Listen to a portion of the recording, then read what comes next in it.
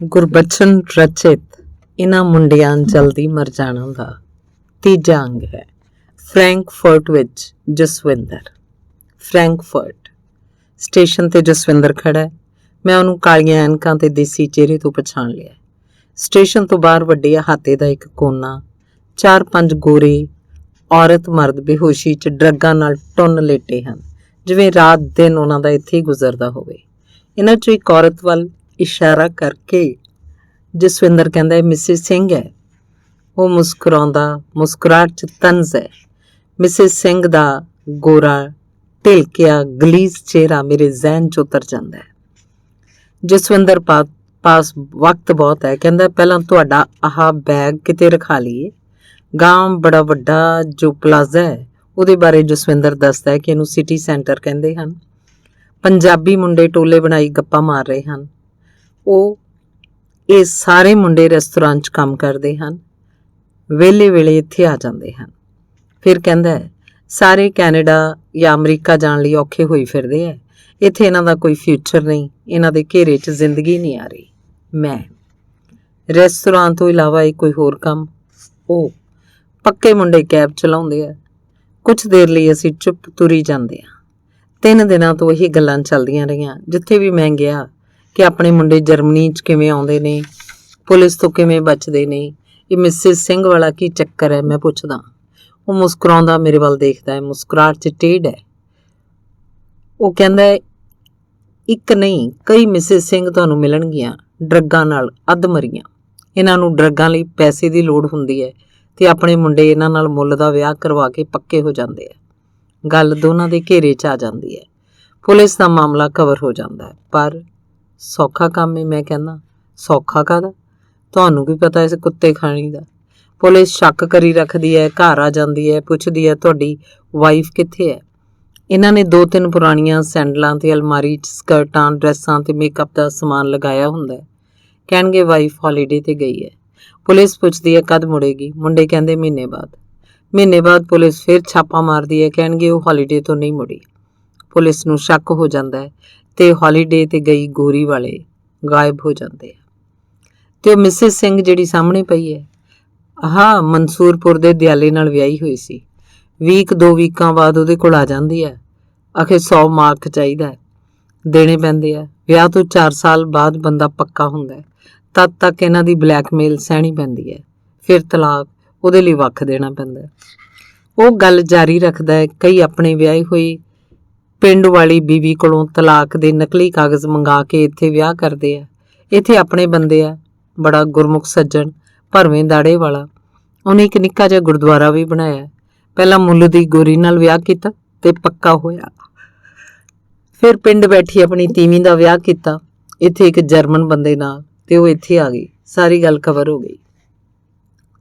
ਉਹ ਮੈਨੂੰ ਕਹਿੰਦਾ, ਆਹ ਬੈਗ ਮੈਨੂੰ ਫੜਾ ਦਿਓ, ਆਪਾਂ ਨੂੰ ਕਾਫੀ ਤੁਰਨਾ ਪੈਣਾ। ਉਹ ਮੇਰੇ ਕੋਲੋਂ ਬੈਗ ਫੜ ਲੈਂਦਾ, ਆਪਣੇ ਆਪ ਬੋਲਣ ਲੱਗਦਾ। ਫੈਕਟਰੀ 'ਚ ਬਿਨਾਂ ਕਾਗਜ਼ਾਂ ਦੇ ਕੰਮ ਨਹੀਂ ਮਿਲਦਾ। ਗੈਰ ਕਾਨੂੰਨੀ ਮੁੰਡੇ ਖੇਤਾਂ 'ਚ ਲੇਬਰ ਵੀ ਕਰਦੇ ਆ, ਪੁਲਿਸ ਤੋਂ ਬਚ ਕੇ। ਜਿੱਦਾਂ ਦਾ ਮੌਕਾ ਹੋਵੇ ਕਵਰ ਕਰੀ ਜਾਂਦੇ ਆ ਮੁੰਡੇ। ਪਰ ਬਹੁਤਿਆਂ ਦੇ ਇਹ ਜਰਮਨੀ ਦੇ ਇਸ ਘੇਰੇ 'ਚ ਨਹੀਂ ਆਉਂਦਾ। ਉਹ ਘੇਰਾ ਤੇ ਕਵਰ ਸ਼ਬਦ ਵਰਤ ਕੇ ਸਾਰਾ ਮਾਮਲਾ ਸਾਫ਼ ਕਰੀ ਜਾਂਦਾ ਹੈ। ਆਹ ਖਾਲਿਸਤਾਨ ਦੇ ਰੌਲੇ ਕਰਕੇ ਕਈਆਂ ਨੇ ਸਿਆਸੀ ਪਨਾਹ ਲੈ ਲਈ ਹੈ। ਪਰ ਖਾਲਿਸਤਾਨ ਵੀ ਸਭ ਕੁਝ ਕਵਰ ਕਿਵੇਂ ਕਰ ਸਕਦਾ ਹੈ, ਤੁਸੀਂ ਦੱਸਿਓ ਜ਼ਰਾ। ਫਿਰ ਉਹੀ ਬੋਲਦਾ ਵੀ ਜਿਹੜਾ ਪੱਕਾ ਹੋ ਗਿਆ ਸਮਝੋ ਉਹੀ ਸਿਕੰਦਰ। ਤੁਸੀਂ ਤਾਂ ਉਹਨਾਂ ਨੂੰ ਵੀ ਸਿਕੰਦਰ ਕਹੀ ਜਾਂਦੇ ਹੋ ਜਿਹੜੇ ਕਰਨ ਜੋਗੇ ਹੀ ਕੁਛ ਨਹੀਂ। ਉਹ ਮੁਸਕਰਾ ਕੇ ਮੇਰੇ ਵੱਲ ਦੇਖਦਾ ਹੈ। ਐਵੇਂ ਕਹਾਣੀ ਜੀ ਲਿਖਤੀ ਜਾਂ ਟੀਵੀ ਤੇ ਸ਼ਾਇਰੀ ਵਾਲੀ ਖਿੱਦੋ ਖੇਡਤੀ ਤੇ ਸਾਹਿਤਕਾਰ ਬਣ ਗਏ। ਤੁਹਾਡੇ ਜੇ ਉਹਨਾਂ ਨੂੰ ਸਿਕੰਦਰ ਕਹਿ ਕੇ ਜੁਗਾੜ ਫਿੱਟ ਕਰੀ ਜਾਂਦੇ ਆ, ਬੁਰਾ ਨਾ ਮਨਾਇਓ, ਪਰ ਇਦਾਂ ਗੱਲ ਕਵਰ ਨਹੀਂ ਹੁੰਦੀ। ਸਿਟੀ ਸੈਂਟਰ ਕਾਫੀ ਵੱਡਾ ਹੈ। ਅਗਾਂਹ ਵੀ ਪੰਜਾਬੀ ਮੁੰਡਿਆਂ ਦਾ ਇੱਕ ਟੋਲਾ ਖੜਾ ਹੈ। ਜਸਵਿੰਦਰ ਕਹਿੰਦਾ, ਆਹ ਮੁੰਡੇ ਤਾਂ ਆਪ ਕਹਾਣੀ ਨੇ, ਪੁੱਛ ਦੇਖੋ, ਪੂਰਾ ਨਾਵਲ ਬਣਿਆ ਪਿਆ ਇਹਨਾਂ ਦਾ। ਜਿਹੜਾ ਪੱਕਾ ਹੋ ਗਿਆ ਉਹ ਕਿਸੇ ਅਰਜਨ ਜਾਂ ਸਿਕੰਦਰ ਤੋਂ ਘੱਟ ਨਹੀਂ ਹੁੰਦਾ। ਮੈਨੂੰ ਉਹਦੀਆਂ ਗੱਲਾਂ ਦਿਲਚਸਪ ਲੱਗਦੀਆਂ ਹਨ। ਤੇ ਜਿਹੜੇ ਪੱਕੇ ਨਹੀਂ ਹੁੰਦੇ ਉਹ ਜਿਹੜੇ ਪੱਕੇ ਨਹੀਂ ਹੁੰਦੇ ਉਹਨਾਂ ਦੇ ਢੂਏ ਨੂੰ ਚੈਨ ਨਹੀਂ। ਅੱਗੋਂ ਤੁਸੀਂ ਸਮਝ ਲਓ ਕੀ ਕਰਦੇ ਹੋਣਗੇ। ਉਹ ਸਾਹਮਣੇ ਬੰਦਾ ਖੜਾ ਹੈ ਵਿਸਾਖੀ ਲੈ ਕੇ, ਇਹਦੀਆਂ ਦੋਵੇਂ ਲੱਤਾਂ ਟੁੱਟੀਆਂ ਹੋਈਆਂ। ਉਹ ਕਾਲੀ ਕਮੀਜ਼ ਵਾਲੇ ਦੇ ਨਾਲ, ਮੂੰਹ ਤੇ ਨਿੱਕੀ ਸਫੇਦ ਦਾੜੀ, ਮੁੱਛਾਂ। ਇਹ ਪ੍ਰਗਟ ਸਿੰਘ ਆ, ਇੱਥੇ ਪੱਕਾ। ਪੀਜ਼ਾ ਦਾ ਵੱਡਾ ਕਾਰੀਗਰ, ਐਕਸੀਡੈਂਟ 'ਚ ਦੀ ਲੱਤ ਮਾਰੀ ਗਈ, 4 ਮਹੀਨੇ ਪਿਆ ਰਿਹਾ। ਉਹ ਫਿਰ ਮੁਸਕਰਾ ਪੈਂਦਾ ਹੈ ਤੇ ਕਹਿੰਦਾ ਹੈ, ਤੁਸੀਂ ਥੱਕੇ ਲੱਗਦੇ ਹੋ, ਅਜੇ ਤਾਂ ਆਪਾਂ ਤੁਹਾਨੂੰ ਸ਼ਹਿਰ ਵਿਖਾਉਣਾ ਹੈ। ਮਾਇਨ ਦਰਿਆ ਦੇ ਹੋਰ ਬੜਾ ਕੁਝ ਪਹੁੰਚਣ ਹੀ ਵਾਲੇ ਆ ਜਿੱਥੇ ਆਪਾਂ ਬੈਗ ਰੱਖਣਾ ਹੈ। ਮੈਂ ਤੇ ਤੂੰ ਉਸ ਪ੍ਰਗਟ ਸਿੰਘ ਬਾਰੇ ਕਹਿ ਰਿਹਾ ਸੀ ਕੁਝ? ਹਾਂ, ਲੱਤ ਟੁੱਟ ਗਈ ਇਹਦੀ। ਫਿਰ ਸਰਦਾਰ ਪ੍ਰਗਟ ਸਿੰਘ ਗਿਆ ਇੰਡੀਆ ਬੀਵੀ ਬੱਚਿਆਂ ਨੂੰ ਮਿਲਣ 16 ਸਾਲਾਂ ਬਾਅਦ। 2 ਮੁੰਡੇ ਇਹਨੂੰ ਦੇਖ ਕੇ ਗੱਲ ਉਹਨਾਂ ਦੇ ਘੇਰੇ 'ਚ ਨਾ ਆਵੇ ਵੀ ਕੌਣ ਆ ਗਿਆ। ਜਸਵਿੰਦਰ ਮੇਰੇ ਵੱਲ ਦੇਖਦਾ ਕਿ ਉਹਦੀ ਗੱਲ ਦਾ ਮੇਰੇ ਤੇ ਕੀ ਅਸਰ ਹੈ। ਉਹ ਪਿੰਡ ਜਾ ਕੇ ਹੋਇਆ ਇਹ ਕਿ ਮੁੰਡੇ ਕਹਿਣ ਇਹ ਬੰਦਾ ਤਾਂ ਕਦੇ ਦੇਖਿਆ ਨਹੀਂ। ਤੀਵੀਂ ਇਹਦੀ ਨੇ ਛੋਟੇ ਭਰਾ ਨੂੰ ਫਿੱਟ ਕਰ ਰੱਖਿਆ ਸੀ। ਉਹਨੇ ਕਹਿਤਾ ਅਸੀਂ ਤਾਂ ਸੋਚਿਆ ਤੂੰ ਹੁਣ ਆਉਣਾ ਨਹੀਂ। ਤੀਵੀਂ ਨੇ ਇੰਨਾ ਕਹਿ ਕੇ ਸਾਰੀ ਗੱਲ ਕਵਰ ਕਰਤੀ ਤੇ ਇਹ ਪਿਜ਼ਾ ਮਾਸਟਰ ਜਿੰਨੀ ਦੇਰ ਪਿੰਡ ਰਿਹਾ ਦਾਰੂ ਹੀ ਪੀਂਦਾ ਰਿਹਾ। ਉਹ ਹੋਰ ਸੁਣੋ ਇਹਦੇ ਨਾਲ ਕੀ ਬੀਤੀ। ਉੱਥੇ ਇੱਕ ਸਕੂਟਰ ਦੇ ਪਿੱਛੇ ਬੈਠਾ ਸੀ ਕਿ ਟਰਾਲੀ ਨੇ ਦੇ ਮਾਰਿਆ ਬੰਗਿਆਂ ਦੇ ਅੱਡੇ ਕੋਲੇ ਤੇ ਦੂਜੀ ਲੱਤ ਵੀ ਟੁੱਟ ਗਈ। ਡਾਕਟਰ ਸਾਹਿਬ, ਜ਼ਿੰਦਗੀ ਜਦ ਘੇਰੇ 'ਚ ਨਾ ਆਵੇ ਤਾਂ ਬੰਦੇ ਨਾਲ ਇਦਾਂ ਹੀ ਹੁੰਦਾ ਹੈ। ਹੁਣ ਪ੍ਰਗਟ ਸਿੰਘ ਵਾਪਸ ਆ ਗਿਆ, ਕਹਿੰਦਾ ਖੜ ਕੇ ਕੰਮ ਨਹੀਂ ਹੁੰਦਾ, ਬਿਨਾਂ ਖੜਿਆਂ ਅਵਨ ਅੱਗੇ ਪੀਜ਼ਾ ਕਿਵੇਂ ਬਣ ਸਕਦਾ ਹੈ। ਮੈਂ ਚੁੱਪ ਤੁਰਦਾ ਉਹਨੂੰ ਸੁਣੀ ਜਾ ਰਿਹਾ ਸੀ। ਪਰ ਦੇਖੋ ਇਹ ਵੀ ਵਿਸਾਖੀ ਅੜਾਈ ਸਾਰਾ ਦਿਨ ਖੜ ਕੇ ਕੰਮ ਕਰੀ ਜਾਂਦਾ। ਅਖੇ ਬਿਨਾਂ ਕੰਮ ਦੇ ਮੈਂ ਮਰ ਜਾਣਾ, ਘਰ ਬੈਠ ਕੇ ਕੀ ਕਰੇ। ਉਹ ਆਪਣੇ ਬੰਦਿਆਂ ਦੇ ਬਹੁਤੇ ਰੈਸਟੋਰਾਂ ਨਾਈਟ ਲਾਈਫ ਏਰੀਏ 'ਚ ਨੇ ਜਿੱਥੇ ਟੂਰਿਸਟ ਆਉਂਦੇ ਆ। 2-3 ਵਜੇ ਤੜਕੇ ਸਵੇਰ ਤੱਕ ਖੁੱਲ੍ਹਦੇ ਨੇ। ਰਾਤ ਭਰਨੀਆਂ ਦੇ ਘੁਮੱਕੜ ਲੋਕ ਜਿਸਮਾਂ ਦੀ ਕੁੱਤਾ ਖੱਸੀ ਦਾ ਲੁਤਫ ਲੈਂਦੇ ਨੇ। ਕਦੇ ਦੰਗਾ ਫਸਾਦ ਵੀ ਹੋ ਜਾਂਦਾ, ਛੁਰੇਬਾਜ਼ੀ ਤੱਕ ਨੌਬਤ ਆਉਂਦੀ ਹੈ ਜਾਂ ਗੋਲੀ ਚੱਲਦੀ ਹੈ। ਨਾਈਟ ਲਾਈਫ ਨਾਲ ਦੰਗੇ ਦਾ ਘਣਾ ਨਾਤਾ ਹੈ। ਪੁਲਿਸ ਇਹਨੂੰ ਨਾਰਮਲ ਗੱਲ ਸਮਝਦੀ ਹੈ। ਦਗੜ ਆਉਂਦੀ ਹੈ, ਜ਼ਖਮੀ ਨੂੰ ਐਂਬੂਲੈਂਸ ਹਸਪਤਾਲ ਪਹੁੰਚਾਉਂਦੀ ਹੈ ਤੇ ਚਾਰਜ ਹੋਣ ਵਾਲੇ ਬੰਦੇ ਨੂੰ ਫੜਦੀ ਹੈ। ਸਾਰਾ ਕੰਮ ਇਸ ਸਫਾਈ ਨਾਲ ਹੁੰਦਾ ਜਿਵੇਂ ਕੁਝ ਹੋਇਆ ਹੀ ਨਹੀਂ। ਕੋਈ ਸਮਾਂ ਬਰਬਾਦ ਨਹੀਂ ਕਰਦਾ, ਪੁਲਿਸ ਵੀ ਨਹੀਂ। ਬਿਜ਼ਨਸ ਜਾਰੀ ਰਹਿੰਦਾ ਹੈ, ਜਿਹਨੂੰ ਕਹਿੰਦੇ ਨੇ ਦ show must go on. Jaswinder ਮੈਨੂੰ ਪਹਿਲੀ ਵਾਰ ਮਿਲਿਆ ਹੈ ਕਾਮਰੇਡ ਕਰਨੈਲ ਦੇ ਹਵਾਲੇ ਨਾਲ। ਕਰਨੈਲ ਨੇ ਦੱਸਿਆ ਕਿ ਇੱਥੇ ਪੱਕਾ ਹੈ, ਬੜਾ ਵਧੀਆ ਬੰਦਾ ਹੈ, ਕਾਮਰੇਡ ਹੈ। ਪਿੱਛੇ ਜੇ ਇਹਨੇ ਦਿਲ ਦੀ ਬਾਈਪਾਸ ਕਰਵਾਈ ਹੈ ਤੇ ਡਾਕਟਰ ਨੇ ਇਹਨੂੰ ਕੰਮ ਤੋਂ ਨਕਾਰਾ ਐਲਾਨ ਕਰ ਦਿੱਤਾ ਹੈ ਤੇ ਸਰਕਾਰ ਤੋਂ ਪੈਨਸ਼ਨ ਲੈਂਦਾ ਹੈ। ਮੈਂ ਉਹਨੂੰ ਉਹਦੇ ਆਪਣੇ ਬਾਰੇ ਪੁੱਛਿਆ, ਕੰਮਕਾਰ ਬਾਰੇ। ਉਹ ਬੜਾ ਕੰਮ ਕਰ ਲਿਆ, ਹੁਣ ਕੰਮ ਕਰਨ ਤੋਂ ਤੇ ਦਿਲ ਨਹੀਂ ਕਰਦਾ। ਤੁਹਾਨੂੰ ਪਤਾ ਹੀ ਹੈ ਪੂੰਜੀਵਾਦ 'ਚ ਕੰਮ ਤੋਂ ਬੇਗਾਨਗੀ ਰਹਿੰਦੀ ਹੈ। ਪਰ ਡਾਕਟਰ ਸਾਹਿਬ, ਇਨਕਲਾਬ ਦਾ ਤਾਂ ਪਤਾ ਨਹੀਂ ਲੱਗਾ ਇਹਨੂੰ ਕੀ ਹੋਇਆ। ਇਹਦੇ ਆਉਣ ਦੇ ਆਸਾਰ ਹੀ ਮਰ ਮੁੱਕ ਗਏ ਤੇ ਜਦ ਵੀ ਰੂਸ ਤੇ ਇਨਕਲਾਬ ਦੀ ਦੁਲਤੀ ਮਾਰੀ ਹੈ, ਸਭਨਾਂ ਦੇ ਮੂੰਹ ਤੋਂ ਇਨਕਲਾਬ ਲਫ਼ਜ਼ ਹੀ ਚੜ ਗਿਆ। ਇੱਥੇ ਜਗਜੀਤ ਸਿੰਘ ਆਨੰਦ ਦੂਜੇ ਨਾਲ ਆਉਂਦਾ ਨਵਾਂ ਜ਼ਮਾਨਾ ਲਈ ਫੰਡ ਇਕੱਠਾ ਕਰਨ। ਮੈਂ ਉਹਨੂੰ ਪੁੱਛਿਆ, ਆਨੰਦ ਸਾਹਿਬ ਇਹ ਦੱਸੋ ਵੀ ਤੁਸੀਂ ਇੰਨੇ ਵਾਰੀ ਇਨਕਲਾਬ ਦੀ ਝੱਖ ਮਾਰਦੇ ਰਹੇ, ਤੁਹਾਡੇ ਨਾਲ ਅਸੀਂ ਵੀ ਇਹ ਝੱਖ ਮਾਰੀ ਪਰ ਇਨਕਲਾਬ ਤਾਂ ਆਇਆ ਨਾ। ਹੁਣ ਤੁਹਾਨੂੰ ਕਿਹੜੇ ਖਾਤੇ 'ਚੋਂ ਫੰਡ ਇਕੱਠਾ ਕਰਕੇ ਦੇਵੀਏ? ਤੁਹਾਡੇ ਨਵਾਂ ਜ਼ਮਾਨਾ ਨੂੰ ਕਿਹੜੇ ਲਾਟੂ ਲੱਗਿਆ ਵੀ ਫੰਡ ਲਈ ਇੱਥੇ ਭਾਈ ਬੰਦਾ ਨੂੰ ਜਾ ਕਹੀਏ ਨੋਟ ਕੋਈ ਦਰਖਤਾਂ ਨੂੰ ਲੱਗਦੇ ਆ? ਆਪਣੇ ਮੁੰਡੇ ਤਫਰੀਹ ਲਈ ਕਿਤੇ ਹੋਏ ਆਉਂਦੇ ਜਾਂਦੇ ਵੀ ਆ। ਮੈਂ ਪੁੱਛਦਾ, ਆਹੀ ਸ਼ਾਮ ਨੂੰ ਦਾਰੂ ਪੀ ਲਈ, ਸ਼ਿਵਾਸ ਰੀਗਲ ਦੇ ਸ਼ੌਕੀਨ ਨੇ, ਆਖੇ ਹੋਰ ਕੁਝ ਨਹੀਂ ਤਾਂ ਸ਼ਰਾਬ ਤਾਂ ਚੰਗੀ ਮਿਲਣੀ ਚਾਹੀਦੀ ਹੈ ਤੇ ਬਾਕੀ ਐਤਵਾਰ ਗੁਰਦੁਆਰੇ ਇੱਕ ਦੂਜੇ ਨੂੰ ਮਿਲਦੇ ਆ। ਬਹੁਤੇ ਲੁਕ ਛਿਪ ਕੇ ਖੇਤਾਂ 'ਚ ਲੇਬਰ ਕਰਦੇ ਆ।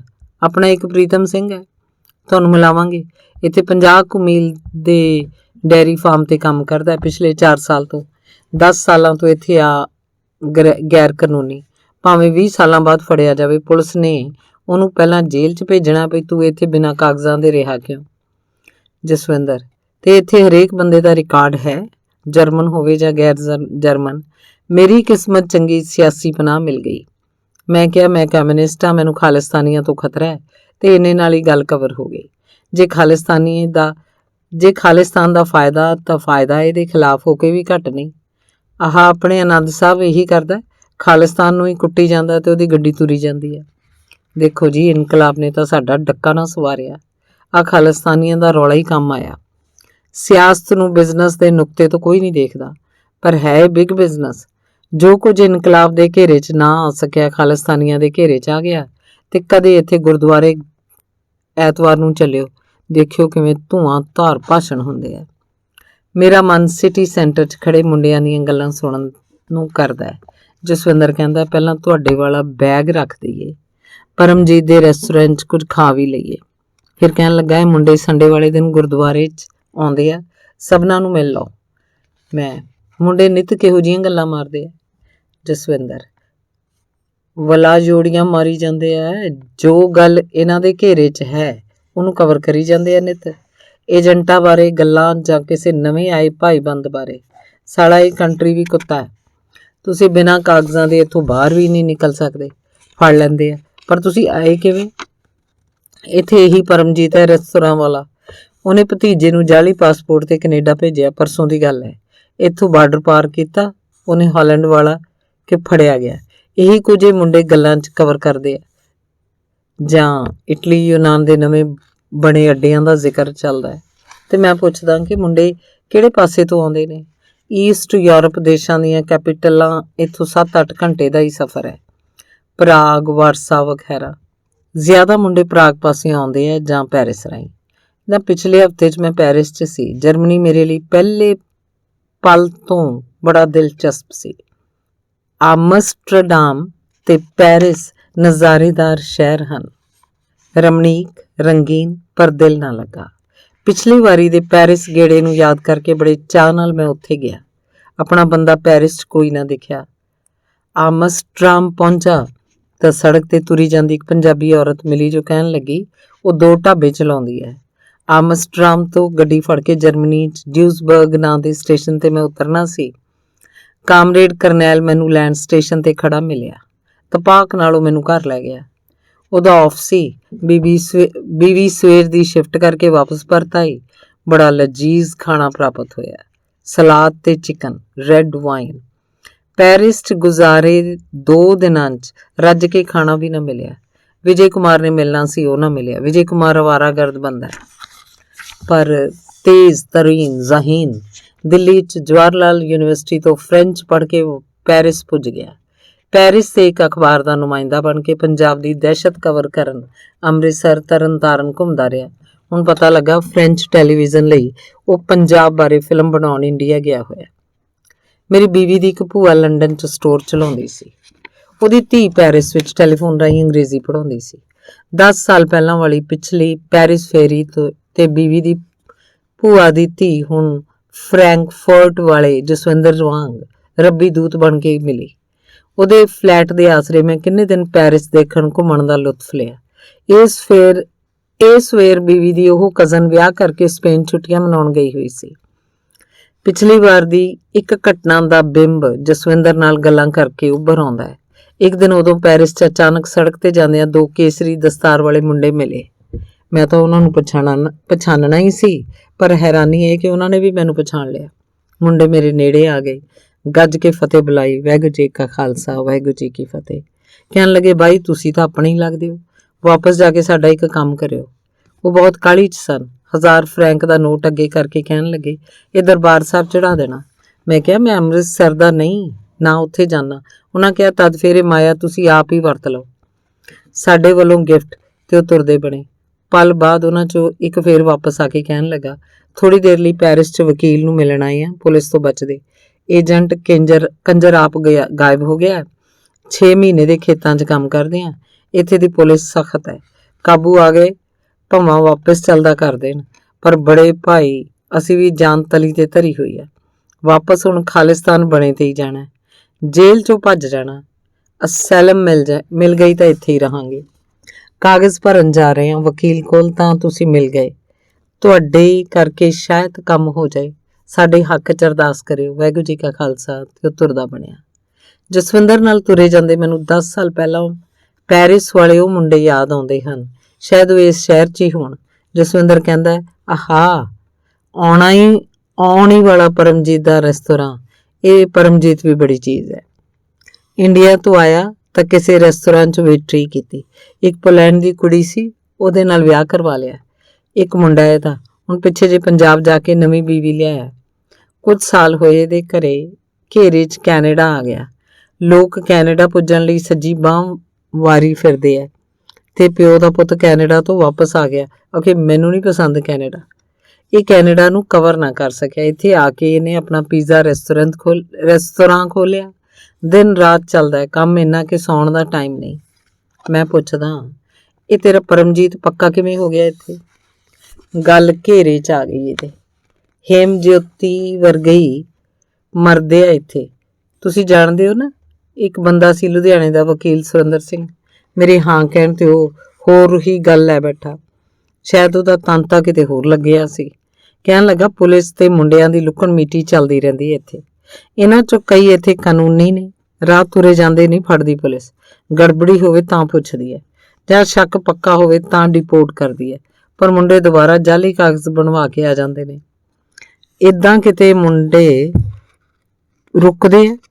ਭਾਈ ਵੀਰ ਸਿੰਘ ਦੀ ਕਵਿਤਾ ਪੜ੍ਹੀ ਸੀ 10ਵੀਂ 'ਚ, ਸੀਨੇ ਖਿੱਚ ਜਿਨ੍ਹਾਂ ਨੇ ਖਾਧੀ ਉਹ ਘਰ ਆਰਾਮ ਨਹੀਂ ਬਹਿੰਦੇ। ਐਵੇਂ ਨਹੀਂ ਪੰਜਾਬ 'ਚ ਗੋਲੀਆਂ ਚੱਲ ਰਹੀਆਂ। ਤੁਹਾਡਾ ਕੀ ਖਿਆਲ ਹੈ ਡਾਕਟਰ ਸਾਹਿਬ? ਆਹ ਖੜਕੂਵਾਦ ਦਾ ਕਾਰਨ ਕੀ ਹੈ? ਮੇਰਾ ਕੋਈ ਖਿਆਲ ਨਹੀਂ, ਤੂੰ ਹੀ ਦੱਸ। ਮੈਂ ਕਹਿੰਦਾ, ਇਹ ਕਿੱਦਾਂ ਹੋ ਸਕਦਾ? ਤੁਸੀਂ ਬਿਨਾਂ ਖਿਆਲ ਦੇ ਦੁਨੀਆ ਗਾਹ ਰਹੇ ਹੋ। ਕੁਝ ਚਿਰ ਚੁੱਪ ਰਹਿ ਕੇ ਉਹ ਫੇਰ ਬੋਲਣ ਲੱਗਦਾ ਹੈ। ਉਹ ਜਿਹੜਾ ਸੁਰਿੰਦਰ ਹੇਮਜੋਤੀ ਸੀ, ਕਹਿੰਦਾ ਮੈਂ ਵਕੀਲ ਹਾਂ, ਕੰਮ ਇੱਥੇ ਇੱਕ ਪੀਜ਼ਾ ਰੈਸਟੋਰੈਂਟ 'ਚ ਪਲੇਟਾਂ ਧੋਣ ਦਾ ਕਰਨ ਲੱਗਾ। ਇਨਕਲਾਬੀ ਬੰਦੇ ਨੂੰ ਕਈ ਵਾਰ ਇਹੋ ਜਿਹੇ ਕੰਮ ਵੀ ਕਰਨੇ ਪੈਂਦੇ ਆ। ਤੁਸੀਂ ਸੁਣਿਆ ਹੋਣਾ, ਮਾਰਕਸ 20 ਸਾਲ ਲੰਡਨ ਦੀ ਲਾਇਬ੍ਰੇਰੀ 'ਚ ਸਾਰਾ ਦਿਨ ਪੜ੍ਹਦਾ ਰਿਹਾ, ਪਰ ਇਹ ਪਤਾ ਨਹੀਂ ਚੱਲਿਆ ਕਿ ਉਹਦਾ ਰੋਟੀ ਟੁੱਕ ਕਿਵੇਂ ਚੱਲਦਾ ਸੀ। ਸੁਰਿੰਦਰ ਹੇਮਜੋਤੀ ਵਾਲੀ ਗੱਲ ਦੱਸ। ਉਹ ਜਸਵਿੰਦਰ ਨੇ ਵਿੱਚੋਂ ਗੱਲ ਫੜ ਲਈ। ਸੁਣਿਆ ਉਹਨੇ ਇਨਕਲਾਬ ਲਿਆਉਣ ਦੀ ਕਸਮ ਖਾ ਰੱਖੀ ਸੀ, ਵਕਾਲਤ ਹੀ ਛੱਡ ਦਿੱਤੀ। ਦੇਖੋ, ਲੁਧਿਆਣੇ ਤੋਂ ਮਾਯੂਸ ਹੋ ਕੇ ਇੱਥੇ ਆਇਆ, ਇਸ ਸ਼ਹਿਰ ਫਰੈਂਕਫਰਟ 'ਚ, ਜਿੱਥੇ ਬੈਂਕ ਹੀ ਬੈਂਕ ਨੇ ਜਾਂ ਬੁੱਕ ਫੇਅਰ ਲੱਗਦਾ। ਗੱਲ ਉਸ ਵਕੀਲ ਦੇ ਘੇਰੇ 'ਚ ਨਾ ਆਈ। ਸਰਕਾਰ ਦਾ ਤਖਤਾ ਪਲਟਣਾ ਕਿਹੜਾ ਸੌਖਾ ਹੈ? ਉਹਦਾ ਵਿਚਾਰੇ ਦਾ ਤਾਂ ਆਪਣਾ ਹੀ ਤਖਤਾ ਪਲਟਿਆ ਗਿਆ। ਕੁਝ ਵੀਕਾਂ ਬਾਅਦ ਹੀ ਮਰ ਗਿਆ। ਉਹ ਕਿਹੜਾ ਮੁੰਡਾ ਖੁੰਡਾ ਸੀ ਕਿ ਸਭ ਕੁਝ ਸਹਿ ਲੈਂਦਾ, ਕੁਝ ਵੀ ਕਵਰ ਨਾ ਕਰ ਸਕਿਆ। ਪਰਮਜੀਤ ਦਾ ਰੈਸਟੋਰੈਂਟ ਆ ਨਹੀਂ ਰਿਹਾ ਤੇ ਮੈਂ ਥੱਕਿਆ ਸੋਚਦਾ ਜਸਵਿੰਦਰ ਚੁੱਪ ਕਰ ਜਾਏ, ਪਰ ਲੱਗਦਾ ਉਹਦਾ ਰੁਕਣਾ ਮੁਸ਼ਕਿਲ ਹੈ। ਕਹਿੰਦਾ, ਇਹ ਦੱਸੋ ਵੀ ਉਹ ਬੰਦਾ ਆਪਣਾ ਬੀਤ ਚੁੱਕਾ ਇੰਨਾ ਕੁਝ ਜੋ ਉਹਨੇ ਇਨਕਲਾਬ ਦੇ ਨਾਂ ਤੇ ਕਵਰ ਕੀਤਾ, ਕਿਉਂ ਪਿਛਾਂਹ ਛੱਡ ਆਇਆ? ਉਹ ਤੁਹਾਡੀ ਹੇਮਜੋਤੀ ਦੇ ਮਗਰੀ ਅਮਰਜੀਤ ਚੰਦਨ ਆ ਗਿਆ। ਖੁੰਦਕੀ ਚੰਦਨ ਬਾਰੇ ਪਤਾ ਇਹ ਲੱਗਾ ਵੀ ਉਹ ਆਪਣੇ ਇਨਕਲਾਬ ਤਾਂ ਮੁਹਾਲੀ ਦੀ ਕਿਸੇ ਕਬਰ 'ਚ ਦਫਨਾ ਆਇਆ। ਡਾਕਟਰ ਸਾਹਿਬ, ਤੁਸੀਂ ਮੁਹਾਲੀ ਵਾਲੇ ਉਹ ਕਬਰ ਦੇਖੀ ਹੈ? ਇਹ ਕਹਿ ਕੇ ਮੁਸਕਰਾਉਂਦਾ। ਉਹਦੀ ਮੁਸਕਰਾਹਟ 'ਚ ਸ਼ਰਾਰਤ ਹੈ। ਫਿਰ ਬੋਲਦਾ, ਅਸੀਂ ਸੋਚੀਏ ਐਡੇ ਵੱਡੇ ਲੀਡਰ ਜਮਾਈ ਮੱਤ ਮਾਰੀ ਗਈ ਇਹਨਾਂ ਦੀ, ਮੁੰਡਿਆਂ ਵਾਂਗ ਡਿਸ਼ਾਂ ਸਾਫ਼ ਕਰਨ ਤੇ ਲੱਗ ਗਏ। ਯੂਰਪ 'ਚ ਆ ਕੇ ਸਭ ਇਨਕਲਾਬ ਵਿਸਰ ਜਾਂਦਾ ਹੈ, ਸਭਨਾਂ ਨੂੰ ਕਮਾਈ ਦਾ ਚੱਕਰ ਕਵਰ ਕਰਨਾ ਪੈਂਦਾ ਹੈ। ਤਦ ਪਤਾ ਚੱਲਦਾ ਹੈ ਪੰਜਾਬ 'ਚ ਜਣਾ ਖਣਾ ਬੰਦੂਕ ਕਿਉਂ ਚੱਕੀ ਫਿਰਦਾ ਹੈ। ਕੁਝ ਕਰਨ ਨੂੰ ਹੈ ਹੀ ਨਹੀਂ, ਬਿਜ਼ੀ ਰਹਿਣ ਨੂੰ, ਨਾ ਇੰਜੋਏ ਕਰਨ ਨੂੰ। ਮਾਤੜਾਂ ਕੋਲ ਕੋਈ ਜ਼ਰੀਆ। ਆ ਖਾਲਿਸਤਾਨੀ ਗੁਰਦੁਆਰਿਆਂ 'ਚ ਨਿੱਤ ਭਾਸ਼ਣ ਝਾੜੀ ਜਾਂਦੇ ਆ। ਸ਼ਾਮ ਨੂੰ ਨਾਈਟ ਲਾਈਫ ਵਾਲੇ ਏਰੀਏ 'ਚ ਘੁੰਮਦੇ ਦੇਖ ਲੈਣਾ। ਐਨ ਫਿੱਟ ਇੱਥੋਂ ਦਾ ਸਿਸਟਮ ਬੰਦੇ ਦੀ ਹਰ ਸਿੱਧ ਪੁੱਠ ਨੂੰ ਕਵਰ ਕਰੀ ਜਾਂਦਾ ਹੈ। ਉੱਥੇ ਆਮ ਬੰਦੇ ਨੂੰ ਤਾਂ ਕੋਈ ਪੁੱਛਦਾ ਹੀ ਨਹੀਂ ਕਿ ਇਹਦੀ ਕੀ ਲੋੜ ਹੈ। ਲੋੜ ਸਿਰਫ ਰੋਟੀ ਦੀ ਨਹੀਂ ਹੁੰਦੀ, ਮੁੰਡਿਆਂ ਨੂੰ ਹੋਰ ਵੀ ਬਹੁਤ ਕੁਝ ਚਾਹੀਦਾ ਹੈ। ਨਹੀਂ ਮਿਲਦਾ ਤਾਂ ਬੰਦੂਕ ਨਾ ਚੁੱਕਣ ਤਾਂ ਹੋਰ ਕੀ ਚੁੱਕਣ। ਉਹ ਬੋਲੀ ਜਾਂਦਾ, ਮੈਂ ਇੱਥੇ ਆ ਕੇ ਦੇਖ ਲਿਆ, ਬੰਦੇ ਨਾਲ ਇਦਾਂ ਹੀ ਹੁੰਦਾ ਹੈ। ਜਦ ਪੁੱਠਾ ਗੇੜ ਚੱਲਣ ਲੱਗ ਜਾਏ ਤਾਂ ਕੋਈ ਗੱਲ ਕਵਰ ਨਹੀਂ ਹੁੰਦੀ, ਬੰਦਾ ਲੁੜਕ ਜਾਂਦਾ ਹੈ। ਮੈਂ ਪੁੱਛਦਾ, ਸੁਰਿੰਦਰ ਹੇਮਜੋਤੀ ਮਰਿਆ ਕਿੱਦਾਂ? ਅਧੇੜ ਉਮਰ ਦਾ ਬੰਦਾ, ਪਹਿਲਾਂ ਹੀ ਜਿਸਮ ਖਾਧਾ ਹੁੰਦਾ ਇਸ ਉਮਰ 'ਚ। ਤਾਂ ਇੱਕ ਦਿਨ ਪਤਾ ਲੱਗਾ ਅਚਾਨਕ ਬਿਮਾਰ ਹੋ ਗਿਆ। ਉਹਦੇ ਜਿਸਮ ਨੇ ਫਤਿਹ ਕੱਢ ਬੁਲਾਈ ਤੇ ਕਿਹਾ, ਅੱਛਾ ਤੂੰ ਹਮ ਚਲਤੇ ਹੈ। ਤੇ ਜਦ ਜਿਸਮ ਹੀ ਚੱਲਦਾ ਬਣੇ ਤਾਂ ਬੰਦਾ ਕੁਝ ਤਾਂ ਕਵਰ ਨਹੀਂ ਕਰ ਸਕਦਾ। ਸਾਰੀ ਗੱਲ ਘੇਰੇ 'ਚੋਂ ਬਾਹਰ ਹੋ ਜਾਂਦੀ ਹੈ। ਹੁਣ ਉਹ ਚੁੱਪ ਕਰ ਜਾਂਦਾ ਹੈ। ਫਿਰ ਅਚਾਨਕ ਜਿਵੇਂ ਉਹਨੂੰ ਕੋਈ ਗੱਲ ਯਾਦ ਆ ਗਈ ਹੋਵੇ। ਇੱਥੇ ਕਿਹੜਾ ਕੋਈ ਕਿਸੇ ਨੂੰ ਪੁੱਛਦਾ ਹੈ। ਇੰਗਲੈਂਡ ਸਾਊਥ ਹਾਲ 'ਚ ਇੱਕ ਬਜ਼ੁਰਗ ਹੈ, ਬਲਦੇਵ ਸਿੰਘ, ਕਹਾਣੀਆਂ ਲਿਖਦਾ ਹੈ। ਸਾਰੀ ਉਮਰ ਫੈਕਟਰੀ ਦਾ ਕੰਮ ਕਰਦਾ ਰਿਹਾ। ਪੁਰਾਣਾ ਕਾਮਰੇਡ ਹੈ, ਰਿਟਾਇਰ ਹੋ ਕੇ ਕਹਾਣੀਆਂ ਲਿਖਣੀਆਂ ਸ਼ੁਰੂ ਕਰਤੀਆਂ। ਮੈਂ ਸਾਊਥ ਹਾਲ ਗਿਆ ਤਾਂ ਉਹਦੀ ਇੱਕ ਕਿਤਾਬ ਦੇਖੀ, ਨਾਂ ਸੀ ਸਾਨੂੰ ਕੌਣ ਪੁੱਛਦਾ। ਤੇ ਮੈਂ ਬਜ਼ੁਰਗ ਨੂੰ ਕਿਹਾ, ਤਾਇਆ ਇਹ ਤਾਂ ਕਮਾਲ ਕਰਤੀ, ਕਿਤਾਬ ਦਾ ਨਾਂ ਹੀ ਇੰਨਾ ਪਾਵਰਫੁਲ ਹੈ, ਸਭ ਗੱਲ ਕਵਰ ਹੋ ਜਾਂਦੀ ਹੈ। ਉਹ ਬੋਲਣਾ ਜਾਰੀ ਰੱਖਦਾ ਹੈ ਤੇ ਇੱਧਰ ਹੇਮਜੋਤੀ ਮੌਤ ਦੇ ਘੇਰੇ 'ਚ ਆ ਗਿਆ। ਬਿਨਾਂ ਕਿਸੇ ਉਚੇਚ ਦੇ, ਬਿਨਾਂ ਦੁਆ ਸਲਾਮ ਕੀਤੇ, ਬਿਨਾਂ ਕਿਸੇ ਨੂੰ ਖਬਰ ਕੀਤੇ ਉਹ ਚੱਲਦਾ ਬਣਿਆ। ਇਹ ਵੀ ਕੋਈ ਮਰਨ ਦਾ ਤਰੀਕਾ ਹੈ? ਨੌਨਸੈਂਸ। ਹੋਰ ਸੁਣੋ, ਇੱਕ ਲੇਖਕ ਹੁੰਦਾ ਸੀ ਸਾਊਥ ਹਾਲ 'ਚ, ਪਿੱਛੋਂ ਨਕੋਦਰ ਲਾਗੇ ਦਾ, ਤੁਸੀਂ ਸੁਣਿਆ ਹੋਣਾ, ਸ਼ਾਇਦ ਨੀਲਗਿਰੀ ਨਾਂ ਸੀ। ਹਾਂ, ਤਰਸੇਮ ਨੀਲਗਿਰੀ। ਇੰਨੇ ਵਾਰੀ ਫੈਕਟਰੀ 'ਚ ਕੰਮ ਕਰਦਾ ਰਿਹਾ, ਰਿਟਾਇਰ ਹੋਇਆ ਕਿ ਇੰਡੀਆ ਜਾ ਕੇ ਕੋਠੀ ਪਾ ਰਹਿਣਾ। ਅਖੇ ਇੱਕ ਕੋਠੀ ਚੰਡੀਗੜ੍ਹ ਪਾਉਣੀ ਹੈ ਤੇ ਇੱਕ ਦਿੱਲੀ। ਸਾਊਥ ਹਾਲ ਵਾਲਾ ਮਕਾਨ ਵੀ ਰੱਖਣਾ ਹੈ ਗਰਮੀਆਂ ਕੱਟਣ ਲਈ। ਤੇ ਇੱਥੇ ਉਹ ਮੁੰਡਿਆਂ ਨੂੰ ਕਦੇ ਰੈਸਟੋਰਾਂ ਨਹੀਂ ਸੀ ਲੈ ਕੇ ਗਿਆ। ਲੰਮੇ ਸਫ਼ਰ ਤੇ ਜਾਣਾ ਤਾਂ 2 ਦਿਨਾਂ ਦੇ ਪਰੌਂਠੇ ਬੰਨ ਲੈਣੇ ਨਾਲ। ਮੁੰਡਿਆਂ ਨੂੰ ਕਹਿਣਾ, ਪਰੌਂਠੇ ਖਾਈ ਚੱਲੋ ਤੇ ਕੋਕ ਪੀ ਜਾਓ। ਰਾਹ 'ਚ ਉਹਨੇ ਰੈਸਟੋਰਾਂ ਅੱਗੇ ਕਾਰ ਖੜੀ ਨਾ ਕਰਨੀ ਵੀ ਖਰਚ ਹੋ। ਇੰਨੀਆਂ ਕਿਰਸਾਂ ਕਰਕੇ ਪੌਂਡ ਕਮਾਏ ਤਾਂ ਗੱਲ ਅਚਾਨਕ ਉਹਦੇ ਘੇਰੇ 'ਚੋਂ ਬਾਹਰ ਹੋ ਗਈ। ਤੁਰਦਾ ਬਣਿਆ। ਮਸਾਂ 52 ਸਾਲ ਉਮਰ। ਇੱਥੇ ਤਾਂ ਜੀ ਬੰਦੇ ਨੂੰ ਕਰੜਾ ਹੋਣਾ ਪੈਂਦਾ, ਵਰਨਾ ਰਹਿੰਦਾ ਕੁਝ ਨਹੀਂ। ਆਹ ਸਾਲਾ ਜਰਮਨੀ ਦੇ ਪਤਾ ਨਹੀਂ ਕੀ ਇਹਨੂੰ ਲਾਲ ਲੱਗੇ ਹੋਏ ਆ ਵੀ ਇੱਥੋਂ ਦੀ ਸਰਕਾਰ 20 ਸਾਲਾਂ ਬਾਅਦ ਵੀ ਸ਼ਹਿਰੀ ਨਹੀਂ ਬਣਾਉਂਦੀ। ਜਿਵੇਂ ਮੈਨੂੰ ਤਸੱਲੀ ਦੇਣੀ ਚਾਹੁੰਦਾ ਹੋਵੇ। ਆਹ ਆਪਣੇ ਮੁੰਡੇ ਤਕੜੇ ਆ, ਇਹਨਾਂ ਦੇ ਘੇਰੇ 'ਚ ਗੱਲ ਆ ਜਾਂਦੀ ਹੈ, ਮਾੜੇ ਹੀ ਮਰਦੇ ਆ। ਅਸੀਂ ਪਰਮਜੀਤ ਦੇ ਰੈਸਟੋਰਾਂ 'ਚ ਪੁੱਜ ਜਾਂਦੇ ਹਾਂ। ਉਹ ਆਪਣੇ ਘਰ ਜਾਣ ਨੂੰ ਤਿਆਰ ਹੈ। ਸਾਨੂੰ ਕਾਰ 'ਚ ਬਿਠਾ ਘਰ ਲੈ ਜਾਂਦਾ ਹੈ। ਸ਼ਿਵਾਸ ਰੀਗਲ ਦੀ ਬੋਤਲ ਤੇ ਜਸਵਿੰਦਰ ਦੀਆਂ ਮੁੱਖ ਗੱਲਾਂ ਗਈ ਰਾਤ ਤੱਕ ਜਾਰੀ ਰਹਿੰਦੀਆਂ ਹਨ। ਉਹੀ ਗੱਲਾਂ ਜੋ ਦਿਨ ਨੇ ਉਹ ਮੇਰੇ ਨਾਲ ਕਰਦਾ ਰਿਹਾ। ਹੁਣ ਉਹਦੇ ਕੋਲ ਕੋਈ ਹੋਰ ਗੱਲਾਂ ਨਹੀਂ। ਦੂਜੇ ਪੈਗ ਤੋਂ ਬਾਅਦ ਉਹਦੇ 2 ਲਫ਼ਜ਼ ਘੇਰਾ ਤੇ ਕਵਰ ਮੇਰੇ ਜ਼ਹਿਨ 'ਚ ਸ਼ਾਂ ਕਰਨ ਲੱਗਦੇ ਆ। ਪਰ ਪਰਮਜੀਤ ਸਾਨੂੰ ਦੋਨਾਂ ਨੂੰ ਜਸਵਿੰਦਰ ਦੇ ਘਰ ਛੱਡ ਜਾਂਦਾ ਹੈ। ਦੂਜੇ ਦਿਨ ਅਸੀਂ ਗੁਰਦੁਆਰੇ ਜਾਣ ਦਾ ਪ੍ਰੋਗਰਾਮ ਬਣਾ ਕੇ ਸੌਂ ਜਾਂਦੇ ਹਾਂ। ਅਗਲੀ ਸਵੇਰ ਦਾ ਸਮਾਂ। ਮੈਂ ਕਾਫੀ ਦੇਰ ਦਾ ਜਸਵਿੰਦਰ ਦੀ ਉਡੀਕ ਕਰ ਰਿਹਾ। ਰਾਤ ਦੇਰ ਨਾਲ ਸੁੱਤਾ ਹੋਣ ਕਰਕੇ ਸ਼ਾਇਦ ਉਹ ਉੱਠਿਆ ਨਹੀਂ। ਮੈਂ ਬਾਥਰੂਮ ਵੀ ਹੋ ਆਇਆ। ਸ਼ੀਸ਼ੇ ਰਾਹੀਂ ਬਾਹਰ ਦੀ ਚੁੱਪ ਚਾਂ, ਸੁੰਦਰ ਖੁੱਲ੍ਹਾ ਆਕਾਸ਼ ਤੇ ਹੇਠ ਮਧਰੇ ਘਰ ਹਨ। ਸ਼ਾਂਤ ਵਾਤਾਵਰਨ ਵੀ ਹੈ ਤੇ ਹੇਠ ਸੜਕ ਤੇ ਕੋਈ ਨਹੀਂ, ਨਾ ਕੋਈ ਵਾਹਨ ਨਾ ਬੰਦਾ, ਤੇ ਘਰ 'ਚ ਵੀ ਕੋਈ ਆਵਾਜ਼ ਨਹੀਂ। ਜਸਵਿੰਦਰ ਕਿੱਥੇ ਹੈ? ਮੈਂ ਦੂਜੇ ਕਮਰੇ ਦਾ ਦਰਵਾਜ਼ਾ ਖੜਕਾਉਣਾ। ਉਹਦਾ ਮੁੰਡਾ ਦਿਖਾਈ ਦਿੰਦਾ ਹੈ। ਤੇਰਾ ਡੈਡ ਕਿੱਥੇ? ਮੈਂ ਪੁੱਛਦਾ। ਉਹ ਚੁੱਪ ਹੈ। ਅੰਦਰ ਆਵਾਜ਼ ਦਿੰਦਾ ਹੈ। ਕੁਝ ਦੇਰ ਬਾਅਦ ਜਸਵਿੰਦਰ ਦੀ ਪਤਨੀ ਆ ਕੇ ਕਹਿੰਦੀ ਹੈ ਕਿ ਇਹ ਤਾਂ ਜੀ ਹਸਪਤਾਲ 'ਚ ਨੇ। ਰਾਤ ਛਾਤੀ 'ਚ ਦਰਦ ਸੀ। 2 ਵਾਰ ਇਹਨਾਂ ਦੀ ਬਾਈਪਾਸ ਹੋ ਚੁੱਕੀ ਹੈ। ਕੱਲ੍ਹ ਇਹ ਤੁਹਾਡੇ ਨਾਲ ਤੁਰਦੇ ਫਿਰਦੇ ਰਹੇ। ਡਾਕਟਰ ਨੇ ਜ਼ਿਆਦਾ ਬੋਲਣ ਤੇ ਫਿਜ਼ੀਕਲ ਸਟ੍ਰੇਨ ਤੋਂ ਮਨਾ ਕੀਤਾ ਹੋਇਆ। ਪੀਣੀ ਇਹਨਾਂ ਨੂੰ ਸੂਟ ਨਹੀਂ ਕਰਦੀ। ਰਾਤ ਤਕਲੀਫ ਹੋ ਗਈ ਤਾਂ ਹਸਪਤਾਲ ਫੋਨ ਕਰਕੇ ਐਂਬੂਲੈਂਸ ਬੁਲਾਈ। ਅੰਡਰ ਆਬਜ਼ਰਵੇਸ਼ਨ ਨੇ। ਡਾਕਟਰ ਕਹਿੰਦਾ ਫਿਕਰ ਵਾਲੀ ਗੱਲ ਨਹੀਂ, ਸ਼ਾਮ ਨੂੰ ਇਹ ਵਾਪਸ ਆ ਜਾਣਗੇ। ਇਹ ਕਹਿੰਦੇ ਸੀ ਪਰਮਜੀਤ ਤੁਹਾਨੂੰ ਗੁਰਦੁਆਰੇ ਲੈ ਜਾਏਗਾ, ਫੋਨ ਕਰ ਦਿੱਤਾ। ਮੈਂ ਆਪਣੇ ਬੈੱਡ ਤੇ ਬੈਠ ਜਾਣਾ। ਮੇਰੇ ਕੰਨਾਂ 'ਚ ਕਵਰ ਤੇ ਘੇਰਾ ਲਫ਼ਜ਼ ਬਾਰ-ਬਾਰ ਸੁਣਾਈ ਦਿੰਦੇ ਆ। ਬਾਹਰ ਸੁਹਾਵਣਾ ਮੌਸਮ ਹੈ। ਕਮਰੇ ਅੰਦਰ ਅਜੀਬ ਚੁੱਪ ਹੈ। ਇਸ ਚੁੱਪ 'ਚ ਮੈਂ ਘੁੱਟਣ ਮਹਿਸੂਸ ਕਰਦਾ। ਕੱਲ ਜੋ ਸੁਣਿਆ ਵਾਪਰਿਆ ਉਹੀ ਅੱਖਾਂ ਅੱਗੇ ਘੁੰਮੀ ਜਾ ਰਿਹਾ।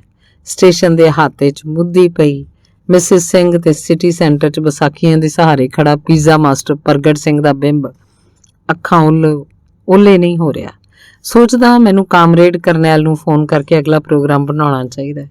ਗੁਰਦੁਆਰੇ ਜਾ ਕੇ ਮੁੰਡਿਆਂ ਨੂੰ ਕੀ ਮਿਲਣਾ ਹੈ? ਗੱਲ ਤਾਂ ਸਾਰੀ ਜਸਵਿੰਦਰ ਨੇ ਕਵਰ ਕਰ ਦਿੱਤੀ ਹੈ। ਅਗਲਾ ਭਾਗ। ਅਸੀਂ ਲੜਾਂਗੇ ਸਾਥੀ। Las Angeles. ਅਮਰੀਕਾ ਪੁੱਜ ਕੇ ਵੀ ਮੈਂ ਵੇਲੜਾ ਵਾਂਗ ਲਟੋਰੀ ਮਾਰਨੀ ਸ਼ੁਰੂ ਕੀਤੀ। ਲਟੋਰੀ ਮਾਰਨੀ ਤੇ ਇਰਦ ਗਿਰਦ ਤੱਕਣੀ ਸੁੱਟਣੀ, ਇਹ ਦੋਵੇਂ ਕੰਮ ਅਮਰੀਕਾ ਦੀ ਸੁਪਰ ਗਤੀ ਦੇ ਉਲਟ ਹਨ। ਪੌਣੀ ਸਦੀ ਪਹਿਲਾਂ ਦੀ ਗੱਲ ਹੈ। ਅਮਰੀਕੀ ਨਾਵਲਕਾਰ ਸਟੇਨਬੈਕ ਨੇ ਇੱਕ ਵੱਡੀ ਵੈਨ ਅੰਦਰ ਬੈੱਡ, ਮੇਜ਼, ਕੁਰਸੀ ਤੇ ਕਿਚਨ ਫਿੱਟ ਕੀਤਾ। ਕੁੱਤੇ ਚਾਰਲੀ ਨੂੰ ਨਾਲ ਲਿਆ ਤੇ ਲਟੋਰੀਆਂ ਮਾਰਨ ਤੁਰ ਪਿਆ। ਬਾਅਦ 'ਚ ਕਿਤਾਬ ਲਿਖੀ ਚਾਰਲੀ ਸੰਗ ਲਟੋਰੀਆਂ। ਇਹ ਯੁੱਗ ਹੁਣ ਗੁੰਮ ਗਵਾਚ ਚੁੱਕਾ ਹੈ। ਅਮਰੀਕਾ ਗਾਣ ਲਈ ਮੇਰੇ ਪਾਸ ਗ੍ਰੇ ਹਾਊਂਡ ਬੱਸ ਦਾ ਹੀ ਆਸਰਾ ਹੈ ਜਾਂ ਕਿਸੇ ਮਿੱਤਰ ਨਾਲ ਕਾਰ ਦੀ ਸਵਾਰੀ। ਕੈਲੀਫੋਰਨੀਆ ਦੇ ਬੇਕਰਜ਼ਫੀਲਡ 'ਚ ਅਚਾਨਕ ਟਰੱਕ ਰਾਹੀਂ 5000 ਕਿਲੋਮੀਟਰ ਦੀ ਲੰਮੀ ਲਟੋਰੀ ਮਾਰਨ ਦਾ ਸਬੱਬ ਪੈਦਾ ਹੋ ਗਿਆ, ਜਿਵੇਂ ਲਾਟਰੀ ਨਿਕਲਦੀ ਹੈ। ਬੱਸ, ਕੋਚ, ਫ੍ਰੀਵੇ ਤੇ ਸਪੀਡ ਫੜਦਾ ਹਾਂ ਤਾਂ ਮੇਰੇ ਜ਼ਹਿਨ ਅੰਦਰ ਵਿਓਲਾਂ ਬਿੰਬਾਂ ਦੀ ਫਿਰਕੀ ਘੁੰਮਣ ਲੱਗ ਜਾਂਦੀ ਹੈ। ਜੇ ਇਕੱਲਾ ਹੋਵਾਂ ਸੋਚ ਤੀਬਰ ਹੋ ਉੱਠਦੀ ਹੈ ਤੇ ਕਦੇ ਵਿਜ਼ੂਅਲ ਤੇ ਡਾਇਲਾਗ ਤਰੋ ਤਾਜ਼ਾ ਹੋਈ ਜਾਂਦੇ ਨੇ। ਇਹਨਾਂ ਸਭਨਾਂ ਦਾ ਮੈਂ ਮੂੰਹ ਮੱਥਾ ਸਵਾਰਦਾ, ਇਹਨਾਂ ਨਾਲ ਗੁਫ਼ਤਗੂ ਕਰਦਾ, ਅਰਥ ਲੱਭਦਾ, ਇਹਨਾਂ ਕੀਮਤੀ ਹੀਰਿਆਂ ਨੂੰ ਗੁੰਮ ਗਵਾਚ ਜਾਣ ਤੋਂ ਵਰਜਦਾ। ਨਵੇਂ ਵਿਜ਼ੂਅਲ ਬਿੰਬ ਜਮ੍ਹਾਂ ਹੋਈ ਜਾਂਦੇ ਨੇ। ਖਜ਼ਾਨਾ ਭਰਪੂਰ ਰਹਿੰਦਾ ਹੈ। ਕਿਸੇ ਸੰਗੀ ਨਾਲ ਸਫ਼ਰ ਕਰਦਿਆਂ ਇਦਾਂ ਨਹੀਂ ਹੁੰਦਾ, ਧਿਆਨ ਖਿੰਡਿਆ ਰਹਿੰਦਾ ਹੈ। ਵਿਜ਼ੂਅਲ ਬਿੰਬਾਂ ਦੇ ਖਜ਼ਾਨੇ ਦੇ ਆਸਰੇ ਮੈਂ ਇਸ ਗਲਪ ਨੂੰ ਬੀੜੀ ਜਾ ਰਿਹਾ। ਅਮਰੀਕਾ ਦੇ ਮੱਧ ਪੱਛਮ ਵੱਲੋਂ ਕੈਨੇਡਾ ਦੀ ਧੁੰਨੀ ਮਿਨੀਟੋਬਾ ਪੁੱਜਣ ਲਈ ਮੈਂ ਸ਼ਿਕਾਗੋ ਤੋਂ ਬੱਸ ਕੋਚ 'ਚ ਬੈਠ ਗਿਆ। ਸ਼ਿਕਾਗੋ ਪਾਰ ਵਿਸਕੌਨਸਨ ਸਟੇਟ ਦਾਖਲ ਹੁੰਦਿਆਂ ਹੀ 2 ਵਿਜ਼ੂਅਲ ਮੇਰੇ ਸਾਹਮਣੇ ਨ੍ਰਿਤ ਕਰਨ ਲੱਗੇ। ਇਹ ਵਿਜ਼ੂਅਲ ਮਿਨੀਐਪਲਿਸ ਤੱਕ ਰਹੇ, ਜਿੱਥੇ ਕੋਚ ਅੱਧੀ ਰਾਤ ਪੁੱਜਾ। ਇੱਕ ਮੈਨਹਟਨ, ਨਿਊਯਾਰਕ ਵਿੱਚ ਪੁਲਿਸ ਨੂੰ ਝਕਾਨੀ ਦੇ ਕੇ ਦੌੜਦੇ ਬਿੱਲੂ ਦਾ ਵਿਜ਼ੂਅਲ ਸੀ ਤੇ ਦੂਜਾ ਪਰਮਜੀਤ ਦੇ ਘਰ ਦੀ ਮਹਿਫਲ ਦਾ ਦ੍ਰਿਸ਼। ਜਦ ਪਰਮਜੀਤ ਦੀਆਂ ਅੱਖਾਂ 'ਚ ਅੱਥਰੂ ਵਹਿਣ ਲੱਗੇ, ਦੋਵੇਂ ਵਿਜ਼ੂਅਲ ਮੇਰੇ ਜ਼ਹਿਨ 'ਚ ਚੁੱਭਾਂ ਸੁੱਟਦੇ ਰਹੇ। ਬਿੱਲੂ ਦਾ ਵਿਜ਼ੂਅਲ। ਨਿਊਯਾਰਕ ਦੀ 5th ਸਟਰੀਟ ਤੇ ਸਰਪਟ ਦੌੜਦਾ 12 ਸਾਲਾਂ ਦਾ ਬਿੱਲੂ। ਪਿੱਛੇ ਨਿਊਯਾਰਕ ਦੀ ਪੁਲਿਸ। ਉਹਨੂੰ ਇੰਡੀਆ ਡਿਪੋਰਟ ਕਰਨ ਦੇ ਹੁਕਮ ਤੇ ਬਿੱਲੂ ਦਾ ਇਸ ਹੁਕਮ ਵਿਰੁੱਧ ਗਦਰ। ਡਿਪੋਰਟ ਦੀ ਕਾਰਵਾਈ ਪਾਉਣ ਲਈ ਪੁਲਿਸ ਉਹਨੂੰ ਭਾਰਤੀ ਦੂਤ ਘਰ ਦੇ ਨਿਊਯਾਰਕ ਦਫ਼ਤਰ ਲਿਜਾ ਰਹੀ ਹੈ ਕਿ ਬਿੱਲੂ ਦੁੜਕੀ ਮਾਰਦਾ ਨਜ਼ਰਾਂ ਤੋਂ ਪਾਰ ਹੋ ਜਾਂਦਾ ਹੈ। ਬਿੱਲੂ ਅੱਗੇ ਪੁਲਿਸ ਪਿੱਛੇ ਜਿਵੇਂ ਫਿਲਮ ਲਈ ਸ਼ੂਟਿੰਗ ਹੋ ਰਹੀ ਹੁੰਦੀ ਹੈ। ਹੁਣ ਬਿੱਲੂ ਦੀ ਉਮਰ 19 ਸਾਲ ਹੈ। 7 ਸਾਲ ਗੁਜ਼ਰ ਗਏ ਇਸ ਗੱਲ ਨੂੰ। ਮੈਂ ਬਿੱਲੂ ਨੂੰ ਸਵਾਲ ਕਰਦਾ, ਤੂੰ ਇੰਨੀ ਛੋਟੀ ਉਮਰ 'ਚ ਇਕੱਲਾ ਅਮਰੀਕਾ ਪੁੱਜਾ ਕਿਵੇਂ? ਉਹਦੇ ਮੂੰਹੋਂ ਸੁਣੋ, ਮੇਰਾ ਬਾਪੂ ਜਿਨ੍ਹਾਂ ਦੇ ਖੇਤਾਂ 'ਚ ਕੰਮ ਕਰਦਾ ਸੀ ਉਹਨਾਂ ਦਾ ਭਰਾ ਸੀ ਏਜੰਟ। ਉਹ ਏਜੰਟ ਮੈਨੂੰ ਆਪਣੇ ਨਾਲ ਅਮਰੀਕਾ ਲਿਆਉਣ ਲਈ ਮੰਨ ਗਿਆ। ਮੈਨੂੰ ਕੁੜੀਆਂ ਵਾਲੇ ਕੱਪੜੇ ਪਵਾਏ ਤੇ ਵਾਲਾਂ ਦੀ ਗੁੱਤ ਕੀਤੀ। ਮੈਂ ਕੁੜੀ ਬਣ ਕੇ ਦਾਖਲ ਹੋਇਆ। ਫਿਰ ਬਿੱਲੂ ਨਾਲ ਕੀ ਵਾਪਰਿਆ ਇਹ ਵੀ ਉਹਦੇ ਮੂੰਹੋਂ ਸੁਣੋ। ਨਿਊਯਾਰਕ ਪੁੱਜ ਕੇ ਏਜੰਟ ਕੰਜਰ ਨੇ ਮੈਨੂੰ $10 ਦਿੱਤੇ ਤੇ ਇੱਕ ਇੰਡੀਅਨ ਰੈਸਟੋਰਾਂ ਦਾ ਐਡਰੈਸ ਦਿੱਤਾ ਤੇ ਕਿਹਾ ਸਬਵੇ ਫੜ ਕੇ ਪੁੱਜ ਜਾਵਾਂ। ਫਿਰ ਉਹ ਤਿੱਤਰ ਹੋ ਗਿਆ। ਮੈਂ ਬੱਸ ਫੜ ਕੇ ਨਿਊ ਜਰਸੀ ਪੁੱਜਾ। ਇੱਕ ਇੰਡੀਅਨ ਰੈਸਟੋਰਾਂ 'ਚ ਕੰਮ ਮਿਲ ਗਿਆ। ਉਹਨੇ ਗੱਲ ਜਾਰੀ ਰੱਖੀ। ਅਚਾਨਕ ਪੁਲਿਸ ਨੇ ਰੇਡ ਮਾਰਿਆ ਤੇ ਅੰਡਰ ਏਜ ਹੋਣ ਕਰਕੇ ਫੜ ਲਿਆ। ਰੈਸਟੋਰਾਂ ਦਾ ਮਾਲਕ ਕਹੇ ਕਿ ਇਹ ਨੌਕਰ ਨਹੀਂ, ਮੇਰਾ ਰਿਸ਼ਤੇਦਾਰ ਹੈ, ਇਹਨੂੰ ਮੈਂ ਪੜ੍ਹਾਉਣ ਲਈ ਇੰਡੀਆ ਤੋਂ ਬੁਲਾਇਆ। ਪੁਲਿਸ ਨਾ ਮੰਨੀ। ਮਾਲਕ ਕੋਲ ਮੇਰੇ ਕਾਗਜ਼ ਨਹੀਂ ਸੀ, ਕਿਵੇਂ ਮੰਨਦੀ? ਪੁਲਿਸ ਨੇ ਮੈਨੂੰ ਨਾਬਾਲਗਾਂ ਦੀ ਹਿਰਾਸਤ ਘਰ 'ਚ ਰੱਖਿਆ। ਉੱਥੇ ਹੀ ਸਕੂਲ ਸੀ, ਕਲਾਸ ਲੱਗਦੀ, ਪੜ੍ਹਦਾ ਤਾਂ ਮੈਂ ਇੰਡੀਆ 'ਚ ਵੀ ਨਹੀਂ ਸੀ। 6 ਮਹੀਨੇ ਉੱਥੇ ਰਿਹਾ, ਫਿਰ ਦੌੜ ਗਿਆ। ਨਿਊ ਜਰਸੀ ਦੇ ਕਿਸੇ ਦੂਜੇ ਇੰਡੀਅਨ ਰੈਸਟੋਰਾਂ 'ਚ ਕੰਮ ਮਿਲ ਗਿਆ। ਪੁਲਿਸ ਉੱਥੇ ਵੀ ਪੁੱਜ ਗਈ। ਮੈਨੂੰ ਡਿਪੋਰਟ ਕਰਨ ਦਾ ਹੁਕਮ ਹੋ ਗਿਆ। ਸਵਾਲ, ਬਿੱਲੂ ਤੂੰ ਅੱਗੇ ਤੇ ਪੁਲਿਸ ਤੇਰੇ ਪਿੱਛੇ, ਬਚਿਆ ਕਿਵੇਂ? ਸੁਣੋ ਬਿੱਲੂ ਦੇ ਮੂੰਹੋਂ, ਮੈਂ ਜਦ ਪੁਲਿਸ ਤੋਂ ਦੌੜਿਆ ਤੇ ਇੱਕ ਪਾਕਿਸਤਾਨੀ ਟੈਕਸੀ ਡਰਾਈਵਰ ਨੂੰ ਮਿੰਨਤ ਕੀਤੀ ਤੇ ਉਹਨੇ 2 ਸਟਰੀਟਾਂ ਪਾਰ ਲਾਤਾ। ਮੈਂ ਉਹ ਤੋਂ $2 ਮੰਗੇ ਤਾਂ ਜੋ ਸਬਵੇ ਦਾ ਟਿਕਟ ਖਰੀਦ ਸਕਾਂ। ਉਹ ਕਹਿਣ ਲੱਗਾ ਹੁਣ ਮੈਂ ਤੈਨੂੰ $2 ਵੀ ਦੇਵਾਂ, ਵਗ ਜਾ। ਅਚਾਨਕ ਇੱਕ ਇੰਡੀਅਨ ਕੁੜੀ ਦਿਖੀ। ਮੈਂ ਉਹ ਤੋਂ $2 ਮੰਗੇ, ਉਹਨੇ ਦੇ ਦਿੱਤੇ। ਉਸ ਕੁੜੀ ਦਾ ਚਿਹਰਾ ਅਜੇ ਤੱਕ ਮੇਰੀਆਂ ਅੱਖਾਂ ਅੱਗੇ ਹੈ। ਦਿਲ ਕਰਦਾ ਨਿਊਯਾਰਕ ਜਾ ਕੇ ਉਹਨੂੰ ਲੱਭਾਂ।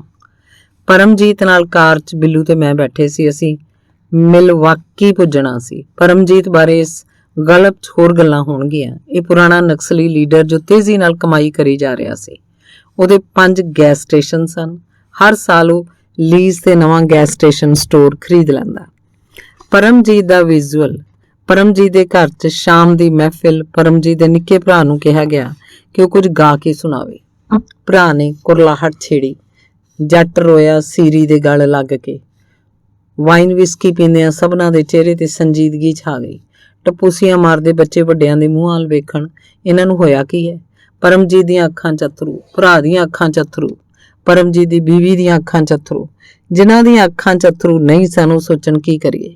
ਅਚਾਨਕ ਪਰਮਜੀਤ ਦਾ ਨਿੱਕਾ ਮੁੰਡਾ ਉਛਲਦਾ ਵਿਚਾਲੇ ਆ ਬੈਠਾ। ਕਹਿਣ ਲੱਗਾ, dad what's wrong with you? Paramjit ਨੇ ਕਿਹਾ, ਨਥਿੰਗ ਸਨ। ਮਾਹੌਲ ਬਦਲ ਗਿਆ। ਵਿਸਕੀ ਵਾਈਨ ਦਾ ਦੌਰ ਤੁਰਨ ਲੱਗਾ। ਅਮਰੀਕਾ ਦੇ ਮਹਿਲ ਵਰਗੇ ਘਰ 'ਚ ਜੱਟ ਦਾ ਸੀਰੀ ਦੇ ਗਲ ਲੱਗ ਕੇ ਰੋਣ ਦਾ ਬਿੰਬ ਮੇਰੇ ਜ਼ਿਹਨ 'ਚ ਫਰੀਜ਼ ਹੋ ਗਿਆ। Dad what's wrong with you ਵਾਲਾ ਡਾਇਲੌਗ ਸੁਣਾਈ ਦਿੰਦਾ ਰਿਹਾ। ਬਿੱਲੂ ਦੀ ਇੱਕ ਹੋਰ ਗੱਲ ਸੁਣੋ। ਬਿੱਲੂ ਨੂੰ ਮੈਂ ਪੁੱਛਿਆ, ਪਛਾਂ ਭਾਈ ਭੈਣ ਜਾਂ ਮਾਂ-ਬਾਪ ਯਾਦ ਆਉਂਦੇ ਆ? ਤਾਂ ਉਹਨੇ ਕਿਹਾ, ਪਹਿਲਾਂ ਆਉਂਦੇ ਸੀ, ਹੁਣ ਤਾਂ ਵਿਸਰ ਗਏ, ਸਾਰੇ ਮਰ ਮੁੱਕ ਗਏ। ਉਹਨਾਂ ਨੂੰ ਪਤਾ ਹੀ ਨਹੀਂ ਮੈਂ ਕਿੱਥੇ ਆ, ਕੀ ਕਰਦਾ। ਬਸ $1 ਭੇਜੀ ਜਾਈਦੀ ਹੈ ਇੱਥੋਂ ਬਲੈਕ 'ਚ। ਪਿੰਡ ਏਜੰਟ ਫੜਾ ਆਉਂਦਾ ਰੁਪਏ ਬੁੜੇ ਨੂੰ। ਉਹਨਾਂ ਲਈ ਸਭ ਕੁਝ ਵਧੀਆ। ਜਾਨ ਤਲੀ ਤੇ ਰੱਖ ਕੇ 7 ਸਾਲ ਕੱਟਿਆ। ਹੁਣ ਰਾਤ ਸਟੋਰ ਤੇ ਮੈਂ ਇਕੱਲਾ ਹੁੰਨਾ। ਮੈਂ ਕਿਸੇ ਕਾਲੇ ਕੱਲੂ ਤੋਂ ਨਹੀਂ ਡਰਦਾ। ਉਹ ਇੱਕ ਗਾਲ ਕੱਢਦਾ, ਮੈਂ 2 ਕੱਢਦਾ। ਮੈਂ ਤਾਂ ਬਾਈ ਜੀ ਉਸ ਇਲਾਕੇ 'ਚ ਵੀ ਰਾਤ ਸਟੋਰਾਂ ਤੇ ਕੰਮ ਕੀਤਾ ਜਿੱਥੇ ਡਰੱਗਾਂ ਦਾ ਬਿਜ਼ਨਸ ਖੂਬ ਚੱਲਦਾ ਹੈ। ਕਾਲੇ $5 ਦੀ ਖਾਤਰ ਖੂਨ ਕਰ ਦਿੰਦੇ ਆ। ਸਭ ਤੋਂ ਖਤਰਨਾਕ ਇਲਾਕੇ 'ਚ। ਮੇਰੇ ਪੁੱਛਣ ਤੇ ਉਹ ਬੋਲਿਆ, ਹੁਣ ਪੰਜਾਬ ਵੀ ਯਾਦ ਨਹੀਂ ਆਉਂਦਾ, ਨਾ ਪਿੰਡ ਗਲਾਜ਼ਤ ਨੂੰ ਕੌਣ ਯਾਦ ਕਰਦਾ? ਤੁਸੀਂ ਦੱਸੋ, ਆਪਾਂ ਹੁਣ ਉੱਥੇ ਕੀ ਕਰਨ ਜਾਣਾ? ਮੇਰਾ ਕੀ ਨਾਤਾ ਹੈ? ਪਰਮਜੀਤ ਬੋਲਿਆ, ਮੁੰਡਿਆ, ਪੰਜਾਬ ਤੇਰੀ ਜਨਮ ਭੂਮੀ ਹੈ। ਜਨਮ ਭੂਮੀ ਕੋਈ ਐਵੇਂ ਹੁੰਦੀ ਹੈ? ਬਿੱਲੂ, ਐਵੇਂ ਗੱਲਾਂ ਹੀ ਨੇ। ਮਾੜੇ ਬੰਦੇ ਦੀ ਕੋਈ ਜਨਮ ਭੂਮੀ ਨਹੀਂ ਹੁੰਦੀ।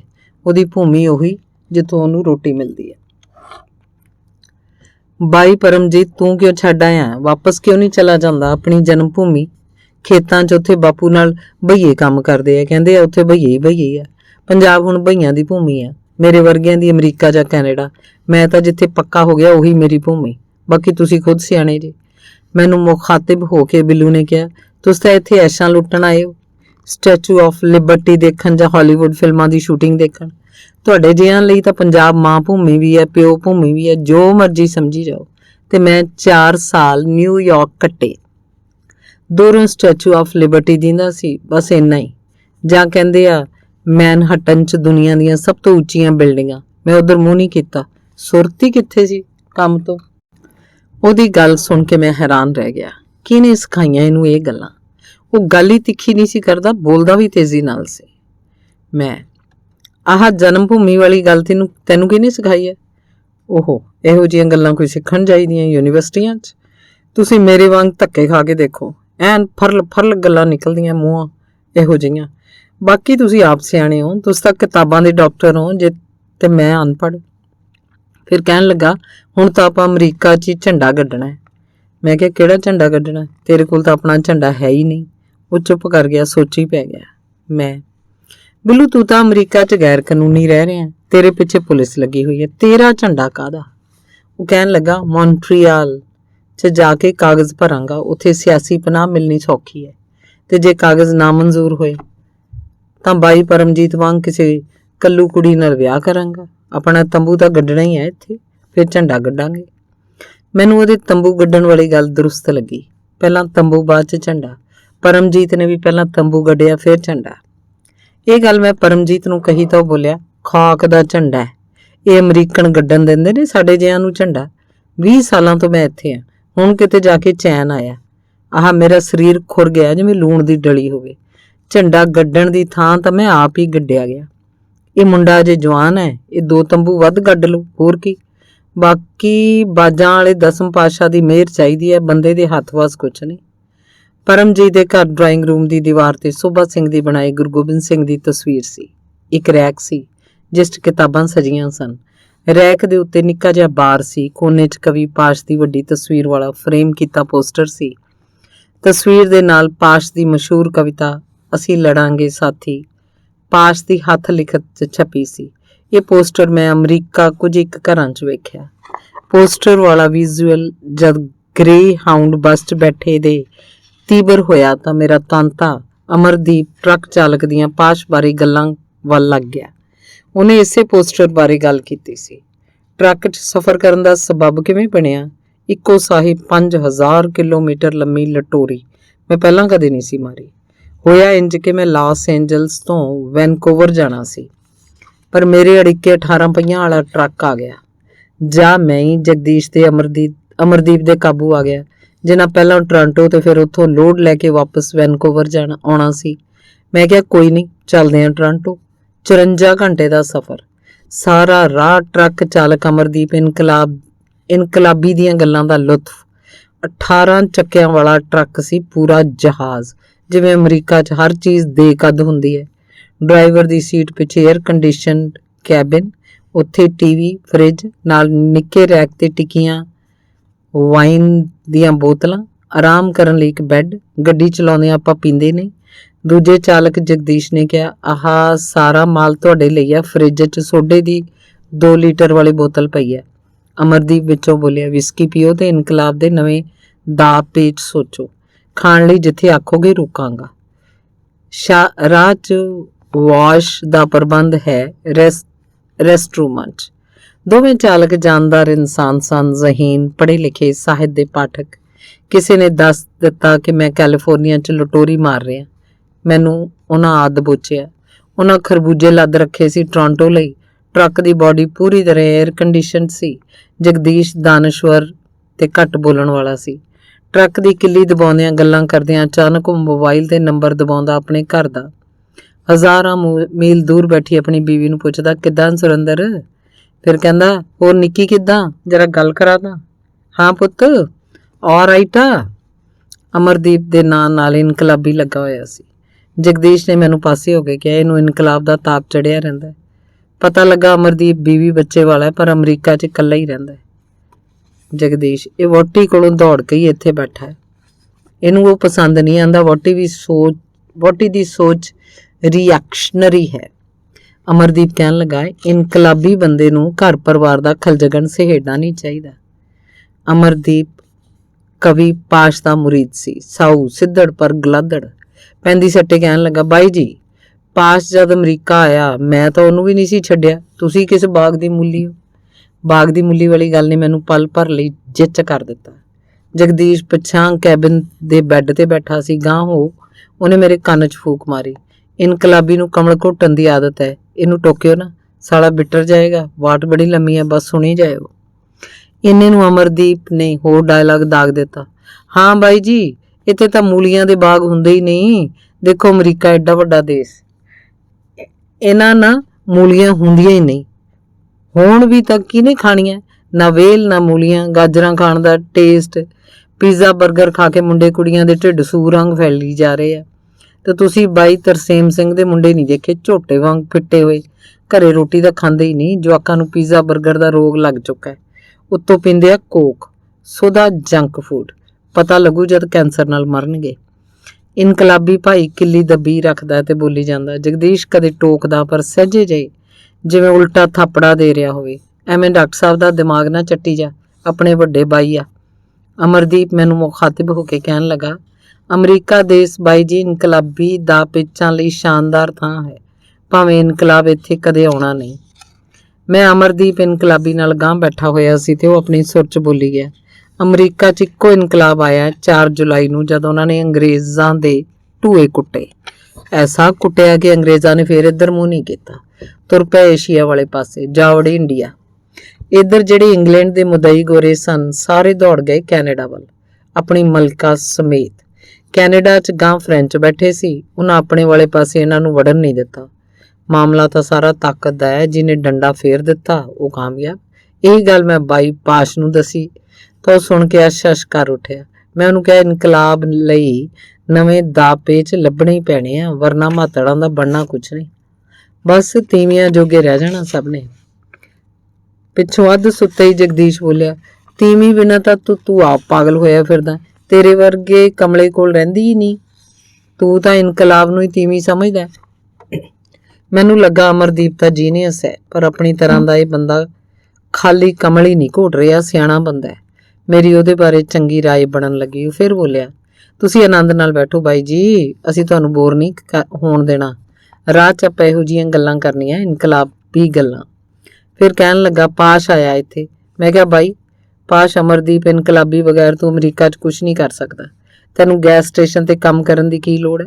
ਵਕਤ ਜ਼ਾਇਆ ਨਾ ਕਰ, ਇਨਕਲਾਬੀ ਸਟ੍ਰੈਟਜੀ ਬਾਰੇ ਸੋਚ ਜਾਂ ਸਾਥੋਂ ਪੁੱਛ। ਪਰ ਉਹ ਤਾਂ ਗਲਤ ਬੰਦਿਆਂ ਦੇ ਚੱਕਰਾਂ 'ਚ ਫਸਿਆ ਰਿਹਾ। ਇਸ ਥਾਂ ਆਪਣੇ ਬੰਦੇ ਐਸੇ ਪਏ ਚੰਗੇ ਭਲੇ ਨੂੰ ਗੁੰਮਰਾਹ ਕਰਦੇ ਆ। ਮੈਂ ਪਾਸ਼ ਨੂੰ ਵਾਰਨ ਕੀਤਾ, ਤੈਨੂੰ ਗੁੰਮਰਾਹ ਕਰਨ ਵਾਲੇ ਬਹੁਤ ਮਿਲਣਗੇ, ਖਬਰਦਾਰ ਰਹੀ। 1 ਘੰਟੇ 'ਚ ਅਮਰਦੀਪ ਨੇ ਮੇਰੇ ਕੰਨਾਂ 'ਚ ਸ਼ਾਂ ਕਰਦਾ ਇਨਕਲਾਬ ਘੁਸੇੜ ਦਿੱਤਾ।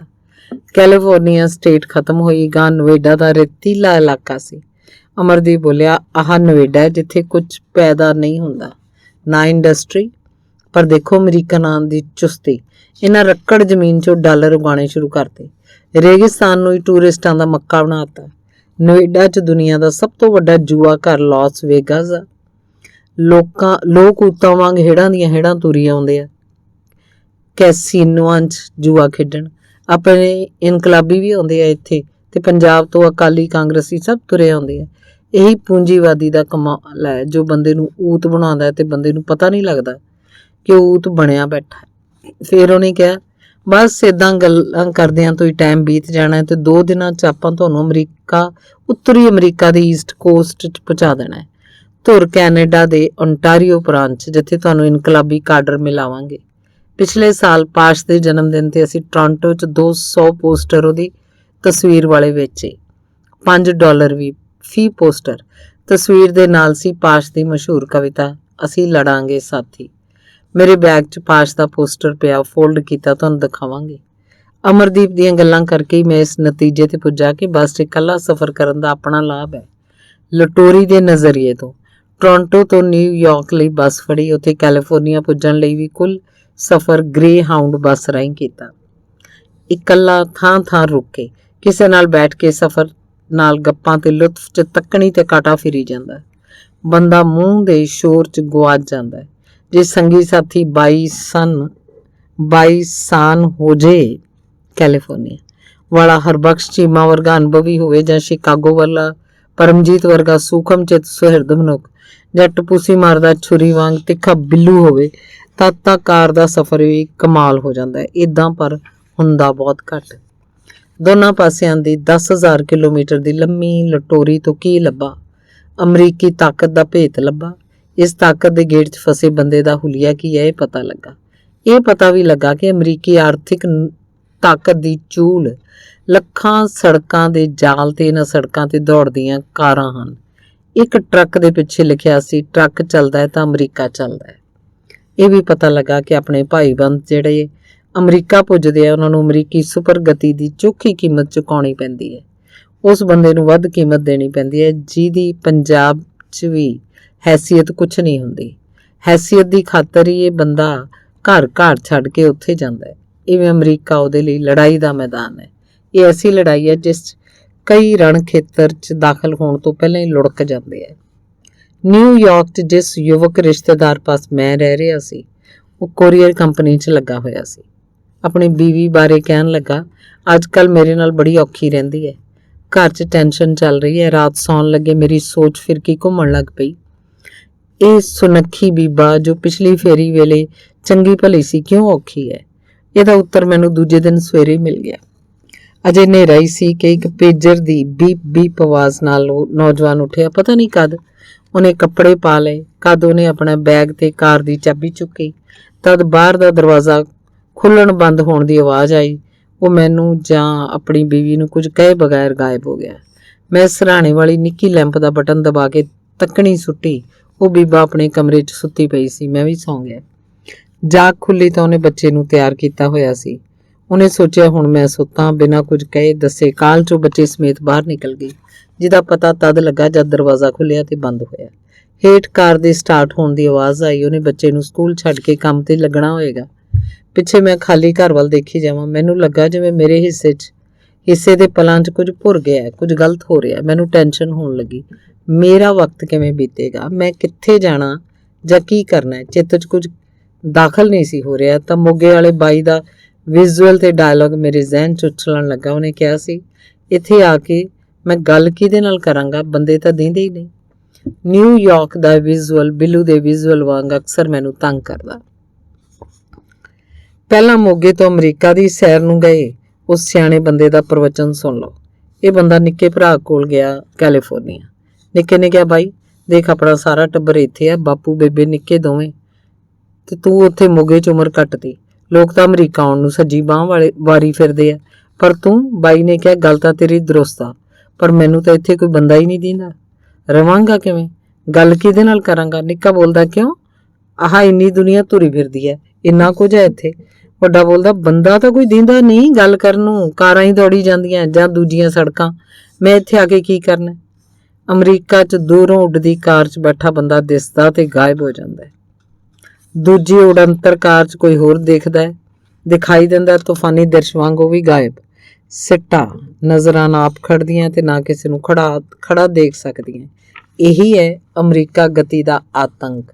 ਬਾਥਰੂਮ ਤੋਂ ਕਿਚਨ ਤੱਕ ਪੁੱਜਣਾ ਹੈ ਤੇ ਪੈਰ ਦੁੜਕੀ ਲਗਾਏ ਜਾਂਦੇ ਹੈ।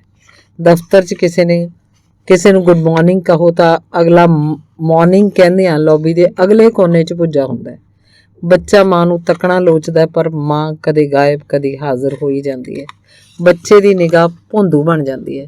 ਪ੍ਰੇਮ ਕੀੜਾ ਵੀ ਕਸਟਮ ਮੇਡ ਹੈ। ਹਾਲੀਵੁੱਡ 'ਚ ਫਿਲਮ ਦੇ ਨਿਰਦੇਸ਼ਕ ਤੋਂ ਇਲਾਵਾ ਸਟੰਟ ਦ੍ਰਿਸ਼ਾਂ ਜਾਂ ਨਾਚ ਸੰਗੀਤ ਨਿਰਦੇਸ਼ਕ ਵਾਂਗ ਚੁੰਮਣ ਸੈਕਸ ਨਿਰਦੇਸ਼ਕ ਵੀ ਹੁੰਦਾ ਹੈ, ਜੋ ਨਾਇਕ ਨਾਇਕਾ ਨੂੰ ਦੱਸਦਾ ਹੈ ਕਿ ਚੁੰਮਣ ਜਾਂ ਬੈੱਡ ਦ੍ਰਿਸ਼ ਵੇਲੇ ਕਿੰਨੀ ਸਪੀਡ ਕਾਇਮ ਰੱਖਣੀ ਹੈ।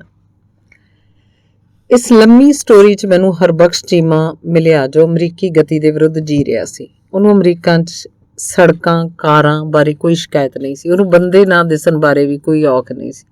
ਇੱਥੇ ਆ ਕੇ ਤਾਂ ਉਹਦਾ ਕਾਇਆ ਕਲਪ ਹੋ ਗਿਆ ਸੀ। ਪੰਜਾਬ 'ਚ ਤਾਂ ਉਹ ਮੂੰਹ ਸਿਰ ਚੁੱਕੀ ਲੜਦਾ ਰਿਹਾ। ਕਹਿਣ ਲੱਗਾ, ਜੇ ਮੈਂ ਉੱਥੇ ਰਹਿੰਦਾ ਤਾਂ ਮਾਰਿਆ ਜਾਂਦਾ, ਪੁਲਿਸ ਪਾੜ ਖਾਂਦੀ। ਇਹ ਦੇਸ਼ ਮਾੜਾ ਨਹੀਂ, ਆਪਣੇ ਬੰਦੇ ਹੀ ਮੂੜ ਨੇ।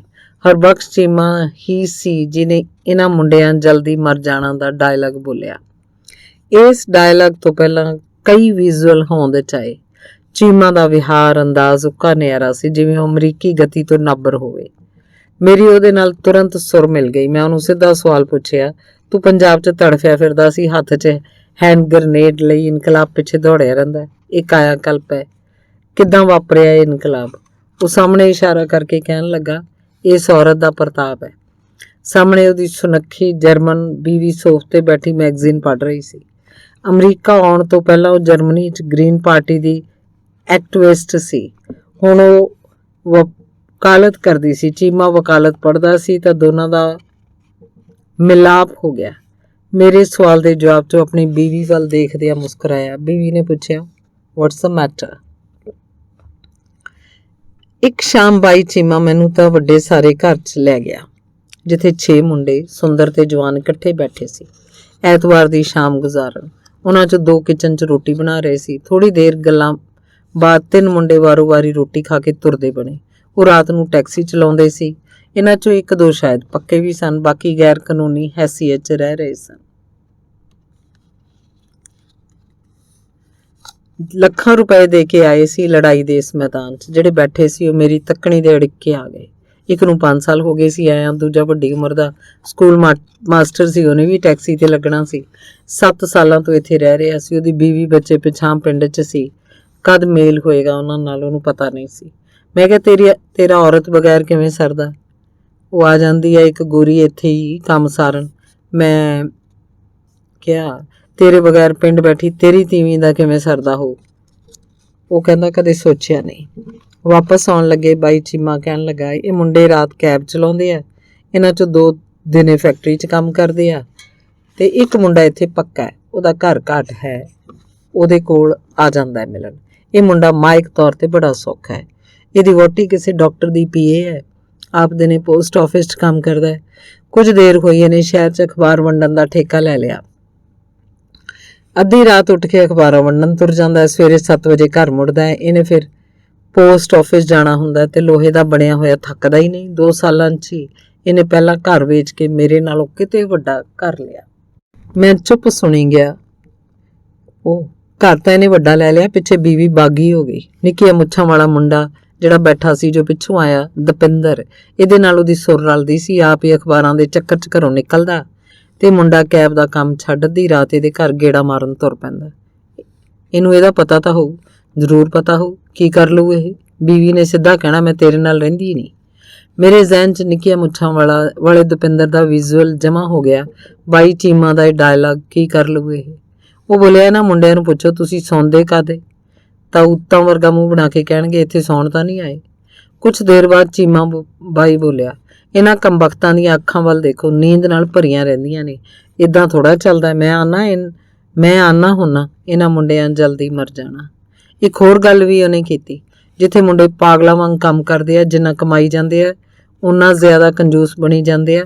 ਕਮੀਨਗੀਆਂ ਤੇ ਉਤਰ ਆਉਣਗੇ। ਮੇਰਾ ਇੱਕ ਭਤੀਜਾ ਇੰਡੀਆ ਤੋਂ ਆਇਆ ਤਾਂ ਭਾਂਤ-ਭਾਂਤ ਦੀਆਂ ਵਸਤਾਂ ਘਰ 'ਚ ਲਿਆਵੇ, ਖਾਣ ਪੀਣ ਦਾ ਹੱਦ ਦਰਜੇ ਦਾ ਸ਼ੌਕੀਨ।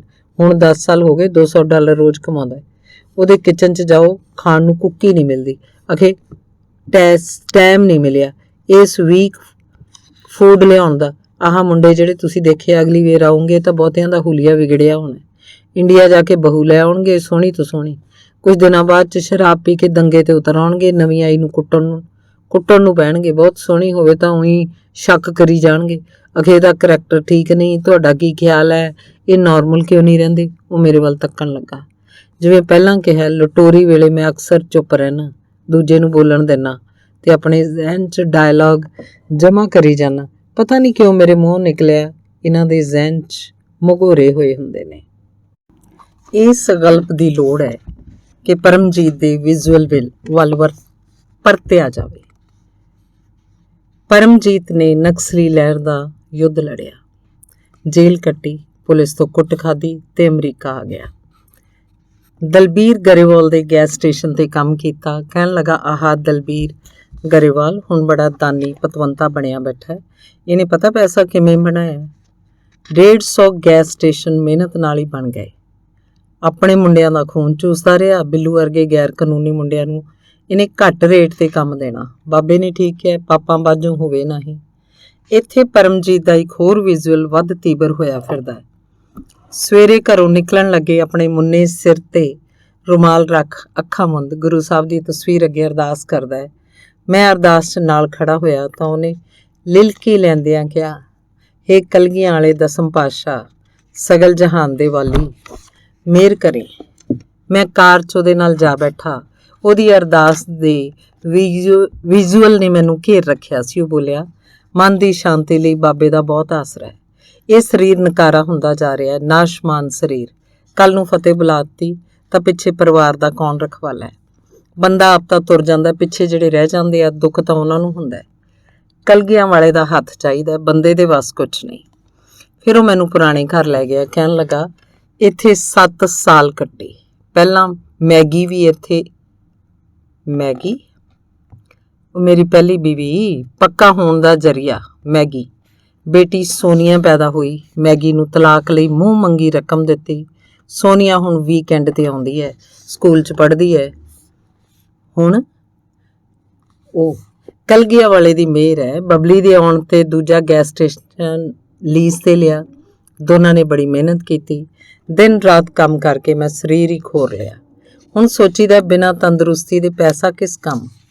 ਪਰ ਆਹ ਚਿੱਤ ਹੈ ਨਾ, ਜਿਹੜਾ ਬੜੀ ਕਸੂਤੀ ਸ਼ੈ ਹੈ। ਚਿੱਤ 'ਚ ਸੀ ਕਿ ਕੁਝ ਬਣ ਕੇ ਵਿਖਾਉਣਾ ਹੈ। ਆ 5ਵਾਂ ਗੈਸ ਸਟੇਸ਼ਨ ਉਤਸਰ ਰਿਹਾ ਜਿੱਥੇ ਆਪਾਂ ਜਾ ਰਹੇ ਹਾਂ। ਕਲਗੀਆਂ ਵਾਲੇ ਦੀ ਮਿਹਰ ਚਾਹੀਦੀ ਹੈ, ਫੇਰ ਨਹੀਂ ਲਈਦਾ ਬੰਦਾ। ਆਖਰੀ ਵਿਜ਼ੂਅਲ ਅਮਰਦੀਪ ਇਨਕਲਾਬੀ ਦਾ। ਨੋਇਡਾ ਸਟੇਟ ਪਾਰ ਕਰਕੇ ਅਗਾਂਹ ਆਰੀਜ਼ੋਨਾ ਦੀਆਂ ਗੇਰੂਆ ਚੱਟਾਨਾਂ ਆਈਆਂ। ਇਹ ਯੂਟਾ ਸਟੇਟ ਦੀਆਂ ਹਰੀਆਂ ਕੱਚੂਰ ਉਚਾਈਆਂ ਤੇ ਨੂੰ ਕੱਟਦੀ ਤੇ ਭੁਆਂਟਣੀਆਂ ਖਾਂਦੀ ਸੜਕਾਂ ਤੇ ਚੱਲਦੇ ਵਾਹਣਾਂ ਦੇ ਵਾਹਣ। ਦੁਨੀਆ ਦਾ ਸਭ ਤੋਂ ਸਾਫ਼ ਸੁਥਰਾ ਤੇ ਰਮਣੀਕ ਨਗਰ ਸਾਲਟ ਲੇਕ ਸਿਟੀ, ਜਿੱਥੇ ਹਾਲੀਵੁੱਡ ਤੋਂ ਮੁਕਤ ਫਿਲਮ ਨਿਰਮਾਤਾਵਾਂ ਦੀਆਂ ਫਿਲਮਾਂ ਦਾ ਹਰ ਸਾਲ ਲੱਗਦਾ ਹੈ ਫਿਲਮ ਫੈਸਟੀਵਲ। ਮੇਰਾ ਦਿਲ ਕੀਤਾ ਮੈਂ ਉੱਥੇ ਉਤਰ ਜਾਵਾਂ। ਅੱਧੀ ਰਾਤ ਨੂੰ ਗੁਜ਼ਰੇ ਵਿਓਮਿੰਗ ਸਟੇਟ ਵਿੱਚੋਂ ਤੇ ਗਾਂਹ ਦਿਨ ਚੜ੍ਹੇ ਆਇਆ ਨੈਬਰਾਸਕਾ ਸਟੇਟ ਦਾ ਪੱਧਰਾ ਹਰੇ ਭਰੇ ਖੇਤਾਂ ਵਾਲਾ ਭੂਖੰਡ। ਓਹਾਈਓ ਸਟੇਟ ਸਭ ਤੋਂ ਲੰਮਾ ਦਰਿਆ ਮਿਸਿਸਿਪੀ, ਉਹਦੇ ਸੱਜੇ ਜਗਦੀਸ਼ ਨੇ ਦੱਸਿਆ 3 ਘੰਟੇ ਦਾ ਸੜਕ ਰਾਹ ਹੈ ਤੇ ਬੰਦਾ ਪੁੱਜ ਜਾਂਦਾ ਹੈ ਸੇਂਟ ਲੂਈ, ਜਿੱਥੇ ਨਾਟਕਕਾਰ ਟੈਨੇਸੀ ਵਿਲੀਅਮਜ਼ ਨੇ ਬਚਪਨ ਗੁਜ਼ਾਰਿਆ। ਇੱਕ ਵੱਡਾ ਪੁਲ ਆਇਆ ਤੇ ਪੁੱਜੇ ਸ਼ਿਕਾਗੋ। ਖੱਬੇ ਵਿਸਕੌਨਸਨ ਸਟੇਟ ਦਾ ਮਿਲਵਾਕੀ ਸ਼ਹਿਰ, ਜਿੱਥੇ ਹੋਈ ਸੀ ਕੁਝ ਦੇਰ ਪਹਿਲਾਂ ਵਿਸ਼ਵ ਕਾਨਫਰੰਸ। ਇੰਡੀਆਨਾ ਸਟੇਟ ਗਾਹ ਕੇ ਪੁੱਜੇ ਮਿਸ਼ੀਗਨ। ਇਸ ਜਗ੍ਹਾ ਨੂੰ ਪੰਜਾਬ 'ਚ ਮਸ਼ਹੂਰ ਕੀਤਾ ਸੀ ਪ੍ਰੀਤ ਲੜੀ ਵਾਲੇ ਗੁਰਬਖਸ਼ ਸਿੰਘ ਨੇ ਆਪਣੀ ਜੀਵਨ ਕਹਾਣੀ 'ਚ ਇਹ ਦੱਸਦੇ ਹਾਂ ਕਿ ਉਹਨੇ ਮਿਸ਼ੀਗਨ ਯੂਨੀਵਰਸਿਟੀ 'ਚ ਇੰਜੀਨੀਅਰਿੰਗ ਦੀ ਡਿਗਰੀ ਹਾਸਲ ਕੀਤੀ। ਰਾਤ ਪਈ ਤਾਂ ਡੈਟਰਾਇਟ 'ਚ ਮੀਲਾਂ ਤੱਕ ਫੈਲੀ ਕਾਰਾਂ ਦੀ ਫੋਰਡ ਫੈਕਟਰੀ। ਗਾਂਹ ਆ ਗਿਆ ਕੈਨੇਡਾ ਦਾ ਬਾਰਡਰ। ਅੱਗੇ ਆਇਆ ਟੋਰਾਂਟੋ, ਜਿੱਥੇ ਅਜੇ ਵੀ ਖਾਲਿਸਤਾਨ ਦੇ ਨਾਅਰੇ ਬੁਲੰਦ ਹੁੰਦੇ ਹਨ। ਅਮਰਦੀਪ ਕਹਿਣ ਲੱਗਾ, ਮੈਂ ਤਾਂ ਸੋਚਦਾ ਕੈਨੇਡਾ 'ਚ ਇਨਕਲਾਬ ਪਹਿਲਾਂ ਹੀ ਆਇਆ ਪਿਆ। ਸਭ ਪਾਸੇ ਖੁਸ਼ਹਾਲੀ ਖੁਸ਼ਹਾਲੀ ਹੈ। ਆਹ ਟਰੱਕ 'ਚ ਲੱਦੇ 7000 ਪੌਂਡ ਖਰਬੂਜ਼ੇ ਉੱਥੇ ਹੀ ਜਾਣੇ ਆ। ਦੁਨੀਆ ਭਰ ਤੋਂ ਸਮਾਨ ਆਉਂਦਾ ਕੈਨੇਡਾ। ਉੱਥੇ ਬੰਦੇ ਦੇ ਕਿਚਨ 'ਚ ਗਲੋਬ ਦੀਆਂ ਵਸਤਾਂ ਮਿਲਦੀਆਂ। ਚਾਹ ਇੰਡੀਆ ਤੋਂ, ਸ਼ੂਗਰ ਕਿਊਬਾ ਤੋਂ, ਅਚਾਰ ਇੰਗਲੈਂਡ ਤੋਂ, ਉਹ ਵੀ ਆਪਣੇ ਇੰਡੀਅਨ ਹੀ ਬਣਾਉਂਦੇ ਆ, ਤੇ ਚੀਜ਼ ਆਸਟ੍ਰੇਲੀਆ ਤੋਂ, ਮਿਨਰਲ ਵਾਟਰ ਸਵਿਟਜ਼ਰਲੈਂਡ ਤੋਂ। ਕੈਨੇਡਾ ਵਾਲਿਆਂ ਕੋਲ ਹੈ ਹੀ ਕੁਛ ਨਹੀਂ ਆਪਣਾ, ਫਿਰ ਵੀ ਖੁਸ਼ਹਾਲੀ ਹੈ। ਐਵੇਂ ਨਹੀਂ ਪੰਜਾਬ ਦੇ ਮੁੰਡੇ ਕੈਨੇਡਾ ਪਹੁੰਚਣ ਲਈ ਤੜਫੀ ਜਾਂਦੇ, ਅਖੇ ਹੁਣ ਤਾਂ ਇਹੀ ਸਾਡੀ ਮੰਜ਼ਿਲ ਹੈ। ਗੱਲ ਵੀ ਠੀਕ ਹੈ। ਮੁੰਡਿਆਂ ਪੰਜਾਬ 'ਚ ਰਹਿ ਕੇ ਕੀ ਕਰਨਾ? ਪੰਜਾਬ ਤਾਂ ਬਾਦਲ, ਅਮਰਿੰਦਰ ਤੇ ਉਹਨਾਂ ਦੇ ਸਾਕ ਸੰਬੰਧੀਆਂ ਨਾਲ ਹੀ ਮੁੱਦਾ ਹੋਇਆ ਪਿਆ। ਅੱਗੋਂ ਸੁਣੋ ਅਮਰਦੀਪ ਦੇ ਮੂੰਹ। ਫਿਰ ਬਾਈ ਜੀ, ਮੈਂ ਨਿਸ਼ਚਾ ਕੀਤਾ ਪਾਸ਼ ਨੂੰ ਗਲਤ ਬੰਦਿਆਂ ਤੋਂ ਮੁਕਤ ਕਰਵਾਉਣਾ ਹੈ। ਮੈਂ ਕੰਮ ਤੋਂ ਛੁੱਟੀ ਲੈ ਲਈ। ਲਹਿਰ ਵੇਲੇ ਲਿਖੀਆਂ ਇਨਕਲਾਬੀ ਕਵਿਤਾਵਾਂ ਦਾ ਖਰੜਾ ਮੇਰੇ ਪਾਸ ਸੀ ਤੇ ਇਹ ਕਿਤਾਬ ਮੈਂ ਪਾਸ਼ ਨੂੰ ਸਮਰਪਿਤ ਕਰਨੀ ਸੀ ਤੇ ਕਵਿਤਾਵਾਂ ਵੀ ਦਿਖਾਉਣੀਆਂ ਸੀ। ਮੈਂ ਪਾਸ਼ ਨੂੰ ਕਿਹਾ, ਆਪਾਂ ਤੇਰੇ ਨਾਲ ਡਾਇਲੌਗ ਕਰਨਾ ਹੈ। ਉਹਨੇ ਕਿਹਾ, ਕਾਹਦੇ ਬਾਰੇ? ਮੈਂ ਕਿਹਾ, ਲਹਿਰ ਬਾਰੇ। ਕਹਿਣ ਲੱਗਾ, ਕਿਹੜੀ ਲਹਿਰ ਬਾਰੇ? ਮੈਂ ਬਾਈ ਜੀ ਹੈਰਾਨ ਰਹਿ ਗਿਆ। ਪਾਸ਼ ਲਹਿਰ ਬਾਰੇ ਪੁੱਛ ਰਿਹਾ ਸੀ, ਕਿਹੜੀ ਲਹਿਰ? ਇੱਕ ਦਿਨ ਮੈਂ ਹੌਸਲਾ ਕਰਕੇ ਕਹਿ ਹੀ ਦਿੱਤਾ, ਪਾਸ਼ ਤੂੰ ਭਾਵੇਂ ਵੱਡਾ ਲੀਡਰ ਏ, ਪਰ ਤੁਸੀਂ ਲਹਿਰ ਨੂੰ ਠੀਕ ਨਹੀਂ ਚਲਾਇਆ। ਪਾਸ਼ ਮੈਨੂੰ ਟੁੱਟ ਕੇ ਪੈ ਗਿਆ। ਮੈਂ ਕੋਈ ਲੀਡਰ ਲੂਡਰ ਨਹੀਂ, ਦਫਾ ਹੋ ਜਾ ਮੇਰੇ ਸਾਹਮਣੇ ਨਾ ਹੀ। ਵੱਡਾ ਇਨਕਲਾਬੀ। ਉਹਨੇ ਮੈਨੂੰ ਫਰਾਡ ਵੀ ਕਿਹਾ। ਉਸ ਰਾਤ ਮੈਨੂੰ ਨੀਂਦ ਨਾ ਆਈ। ਦੇਖੋ ਬਾਈ ਜੀ, ਬੰਦੇ ਮਰ ਗਏ ਪਰ ਇਨਕਲਾਬ ਖੜੇ ਦਾ ਖੜਾ। ਬਿਨਾਂ ਸਹੀ ਸਟ੍ਰੈਟਜੀ ਦੇ, ਬਿਨਾਂ ਦਾ ਪੇਚਾਂ ਦੇ ਫ੍ਰੈਂਚ ਰੈਵੋਲੂਸ਼ਨ ਵੀ ਨਹੀਂ ਸੀ ਆਇਆ। ਮੈਂ ਗੱਲ ਨੂੰ ਜਾਰੀ ਰੱਖਣ ਲਈ ਟੁੱਲਾ ਮਾਰਿਆ। ਉਹ ਕਿੱਦਾਂ? ਫ੍ਰੈਂਚ ਰੈਵੋਲੂਸ਼ਨ ਬਾਰੇ ਕੁਝ ਚਾਨਣਾ ਪਾ। ਮੇਰਾ ਨੁਸਖਾ ਸਾਫ਼ ਸੀ ਵੀ ਕਦੇ ਆਪਣੀ ਗੱਲ ਨੂੰ ਠੋਕ ਕੇ ਨਾ ਕਹੋ, ਨਾ ਦੂਜੇ ਦਾ ਵਿਰੋਧ ਕਰੋ। ਇੰਜ ਬੋਲੋ ਕਿ ਤੁਹਾਨੂੰ ਕੁਝ ਆਉਂਦਾ ਨਹੀਂ, ਦੂਜੇ ਦੀ ਗੱਲ ਸੁਣੀ ਜਾਓ। ਉਹ ਕਹਿੰਦਾ, ਮੈਂ ਤਾਂ 1968 ਦੇ ਪੈਰਿਸ ਵਾਲੇ ਮੁੰਡਿਆਂ ਦੇ ਇਨਕਲਾਬ ਦੀ ਗੱਲ ਕਰ ਰਿਹਾ। ਤੁਹਾਨੂੰ ਪਤਾ ਹੀ ਹੋਊ ਕਿੱਦਾਂ ਸਰਕਾਰ ਦੀਆਂ ਗੁੱਡੀਆਂ ਘੁਮਾ ਦਿੱਤੀਆਂ, ਕਿੱਦਾਂ ਵਰਕਿੰਗ ਕਲਾਸ ਮੁੰਡਿਆਂ ਦੇ ਪਿੱਛੇ ਲੱਗੀ ਤੇ ਸਰਕਾਰ ਹਿੱਲ ਗਈ। ਇੱਦਾਂ ਇਨਕਲਾਬ ਆਉਂਦੇ ਆ। ਇਹ ਗੱਲ ਮੈਂ ਪਾਸ਼ ਨੂੰ ਦੱਸੀ। ਮੈਂ ਸੋਚਿਆ ਇਹਨੂੰ ਐਜੂਕੇਟ ਕਰਨ ਦੀ ਲੋੜ ਹੈ। ਮੈਂ ਫਿਰ ਉਹ ਹੋਇਆ ਐਜੂਕੇਟ। ਉਹ ਇਸ ਖਾਤਰ ਹੀ ਮੈਂ ਲੱਗ ਗਿਆ ਉਹਦੇ ਪਿੱਛੇ ਦਿਨ ਰਾਤ।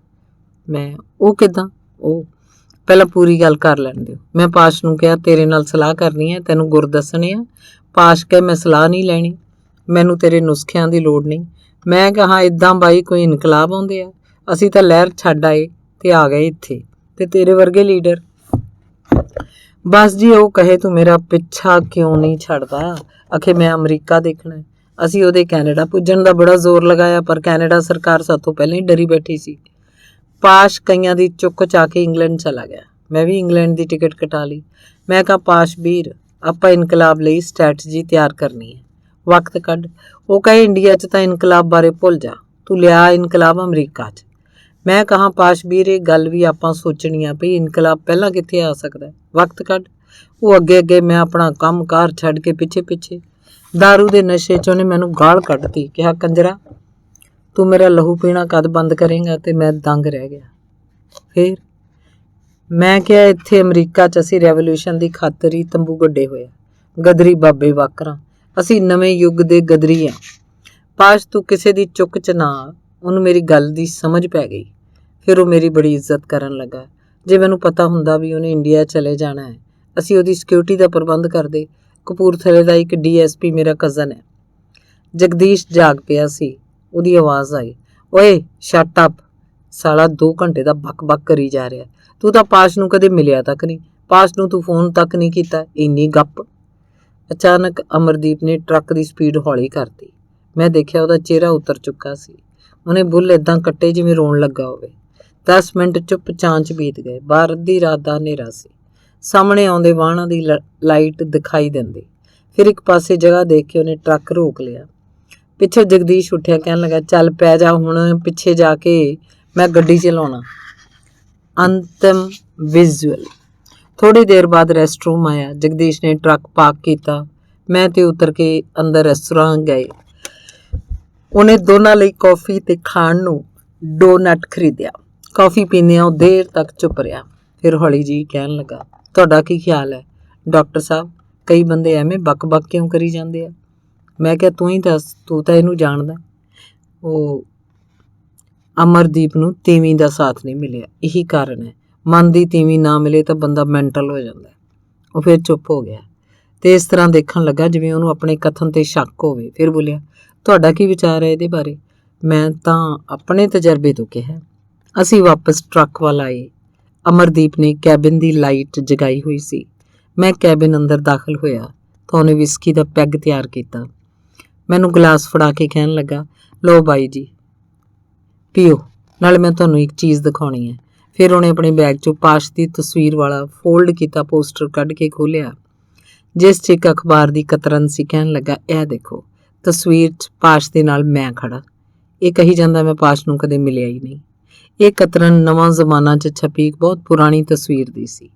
ਧਿਆਨ ਨਾਲ ਮੈਂ ਦੇਖਿਆ ਪਾਸ਼ ਜਲੰਧਰ ਦੇ ਦੇਸ਼ ਭਗਤ ਯਾਦਗਾਰ ਹਾਲ ਦੇ ਬਾਹਰ ਕੁਝ ਹੋਰ ਮੁੰਡਿਆਂ ਨਾਲ ਖੜਾ ਹੈ। ਇਹਨਾਂ ਮੁੰਡਿਆਂ 'ਚ ਲੁਧਿਆਣੇ ਵਾਲਾ ਦੋਸਾਂਝ ਵੀ ਹੈ, ਜੋ 25 ਸਾਲ ਪਹਿਲਾਂ ਨਕਸਲੀ ਮੁੰਡਿਆਂ ਨੂੰ ਇਕੱਠਾ ਕਰਕੇ ਫੰਕਸ਼ਨ ਕਰਵਾਉਂਦਾ ਹੁੰਦਾ ਸੀ। ਅਮਰਦੀਪ ਨੇ ਪਾਸ਼ ਨਾਲ ਖੜੇ ਕਲੂਏ ਜੇ ਮੁੰਡੇ ਵੱਲ ਇਸ਼ਾਰਾ ਕਰਦਿਆਂ ਕਿਹਾ, ਇਹੀ ਆ ਮੈਂ, ਪਾਸ਼ ਨਾਲ ਖੜਾ। ਧੰਨਵਾਦ।